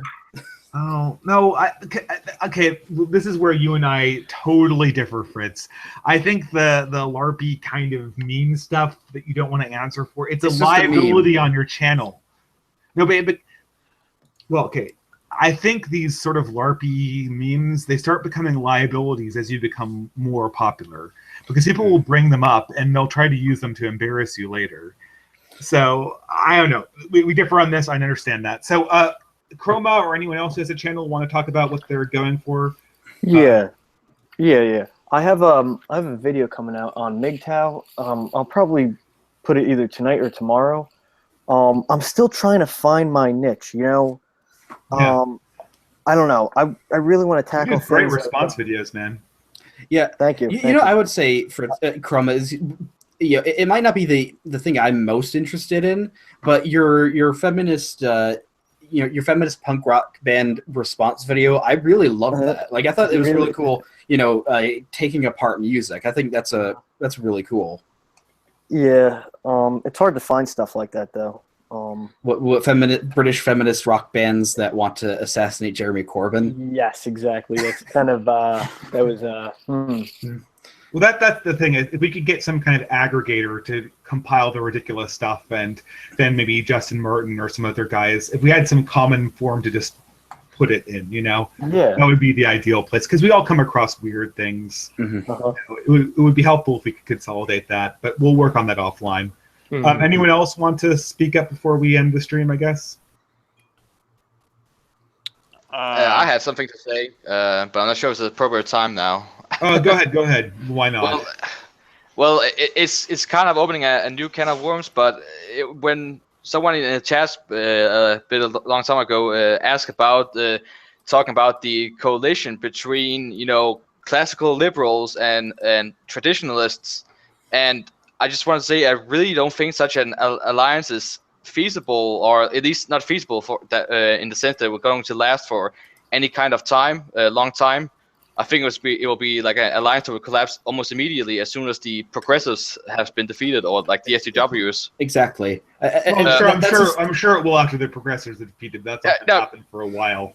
But I even think the problem with allying with the classical liberals is it would be basically chaining our arm to a dying man, because classical liberals are going to find themselves on a smaller and smaller island of what they view sanity, because the future is not, classical liberalism is not going to be victorious in the end. Identity politics is the future. They don't have babies. Yes, yeah, that and they don't have, and that in classical liberalism doesn't sell. Yeah, but look, here's guys. The thing is, it doesn't matter, because materially right now we are effectively allied with them. If you do a response, they talk with us. They do. They talk with us. They subscribe to us. They reply back. Our response videos to them essentially have made most of our channels. I hate to say it, but it's true. That's right? true. So functionally, at this point, we are still a suburb of Sargon land. I don't want to be the suburb of Sargon Land, but I have enough self-awareness to know that I functionally am. And I think it's also important to understand that there are, I think, people inside that realm that could go that way. I don't think you're obviously never going to get TJ or somebody to, to be a functional ally of traditionalists. But I do think there are people who are heading that way and could be persuaded. It's a long road, but I wouldn't completely write them all off. I can certainly but it's that. Like I remember, like Sargon has previously talked about when he talked about the black crime rate. He mentioned like the fact that the family unit is broken, but I don't think liberals like him are willing to try to fix it. Like now that distributor, you just had the talk with the MGTOW guy about the marriage institution of marriage. Yeah. Like I don't think that liberals are willing to consider the fact, or even concede the fact, that maybe the sexual revolution went too far in the liberation of women, in that sense, that that the destruction of marriage was I disagree. I think that as they continue, I think there are those who are just there to make fun of feminists, and you're never probably ever going to get those guys. But there are the more thoughtful ones that really are thinking about what does society look like if we actually want to win this thing? Like how do we rebuild it? How do we keep it what we want it to be? And I think those people, if they take a good long look, a number of them are open to the idea that maybe Christianity is the thing that will need to undergird parts of society. And that's the way you can make common cause with these people. I don't think these you can people ever seem well to be said. very fundamentally atheist. These people seem to be very fundamentally atheist. That's at least that's not the problem. You're missing the forest for the tree here. If they see a working system that functions within their classical, or lets their classical liberalism function inside of it, and they see that as superior, and they realize that things like Islam will not let that function, or Marxism. Progressivism or Marxism are not going to let that function. If they see that this is the best version of the thing they dislike, even if they dislike it, they may still go ahead and understand that this is something they need to ally themselves with, because if they want to win the fight in the long run, they're going to need us. They're going to need us. So And I it's think trying to that's a convert really the good... atheists of the Sargon land to be more like Thomas Jefferson and less like Thomas Paine. Right. Precisely. Right. Precisely. And we've talked about this before on Flying in Hangouts. I mean, this isn't covering new territory. Oh, I'm sorry then. No, it's a good point. It's a good point. But I think at this point, the reason why the classical liberal community is valuable to us is because that's where most of our new subscribers are going to be siphoned off from. They're not coming from my interaction with SJWs. SJWs do not subscribe to my channel. They don't. And they're not coming from, well, maybe they're coming from the alt-right or the MGTOW or other red pill movements, but predominantly they're coming from Sargon of Akkad, Krauty, those people. Well, now I can't remember what I was going to say, because you guys all put it, Justin Martin and Ben put it so perfectly. But again, I think that's the fact is they have to, at some point, I think, some of them are going to be hardcore ideologues and say, we want to be part of we're going to stick to our liberal principles until the end. But of course, as you pointed out, Distributist, is them being atheists isn't going to be something that we have to worry about so much for much longer, because the fact is the new atheism movement is dying, and it's dying very fast because, the atheist movement has split into, is constantly splitting itself into, anarcho-capitalists, classical liberals, SJWs, the alt-right. And the fact is, of all negative ideologies. Yeah, exactly. And I think the same thing is going to happen with liberalism, because again, it's a negative ideology. Liberalism can't exist in the abstract the way something like Islam or Christianity can. Okay. True. Well, to try and wrap all this up, I'd like to propose an idea that I think we should be thinking about for the content we're making for the coming year. Here. And that is, I need a glass so I can raise when anytime Distributor says here. This is the idea of being offensive without actually doing anything rude. you can find a way to be as offensive as possible by only doing completely innocuous and totally innocent things, then you've totally won. Do you have an example that you'd like to use with that? Because I think the examples really demonstrate that it's a fine line you're proposing. Yeah. Well, like somebody like made a comment on our recent evil, oppressive, theocratic conspiracy live stream, and that is that my first step for taking over the world of an evil theocracy is to say, "Merry Christmas." You know, that actually brings it back full circle. Yeah, the most offensive thing you can do is to say Merry Christmas and to actually mean what you say. Exactly. So because remember, if you say Merry Christmas, that's taking one step into making this America into a Christian right-wing theocracy, just like Pat Robertson always planned. You can't say Merry Christmas, or else gay people will be shot. Exactly. I think I want to. Go ahead. I want to wrap this discussion up. Maybe we can continue to talk. The best thing. I think we could wrap this up publicly with just wishing everyone a Merry Christmas. I'll talk a little bit longer after the stream is done and we just talk offline. But I'd just like Happy New Year. That's my favorite holiday. I'd like to give people a chance to sign off and wish the chat a Merry Christmas. Merry Christmas, everyone. Merry Christmas, yes. Everyone have a blessed holiday season. I hope to see you in the coming year. Hopefully the community will continue to grow and we can continue to bring the message to the world and continue to bring the idea of the sacred back into the modern world. Put Christ back in Christmas. Amen. Yes. Hear, hear. All right, guys. Have a great night, and I'll still be on the stream if people want to chat. So privately, that is. All right. Have a Merry Christmas.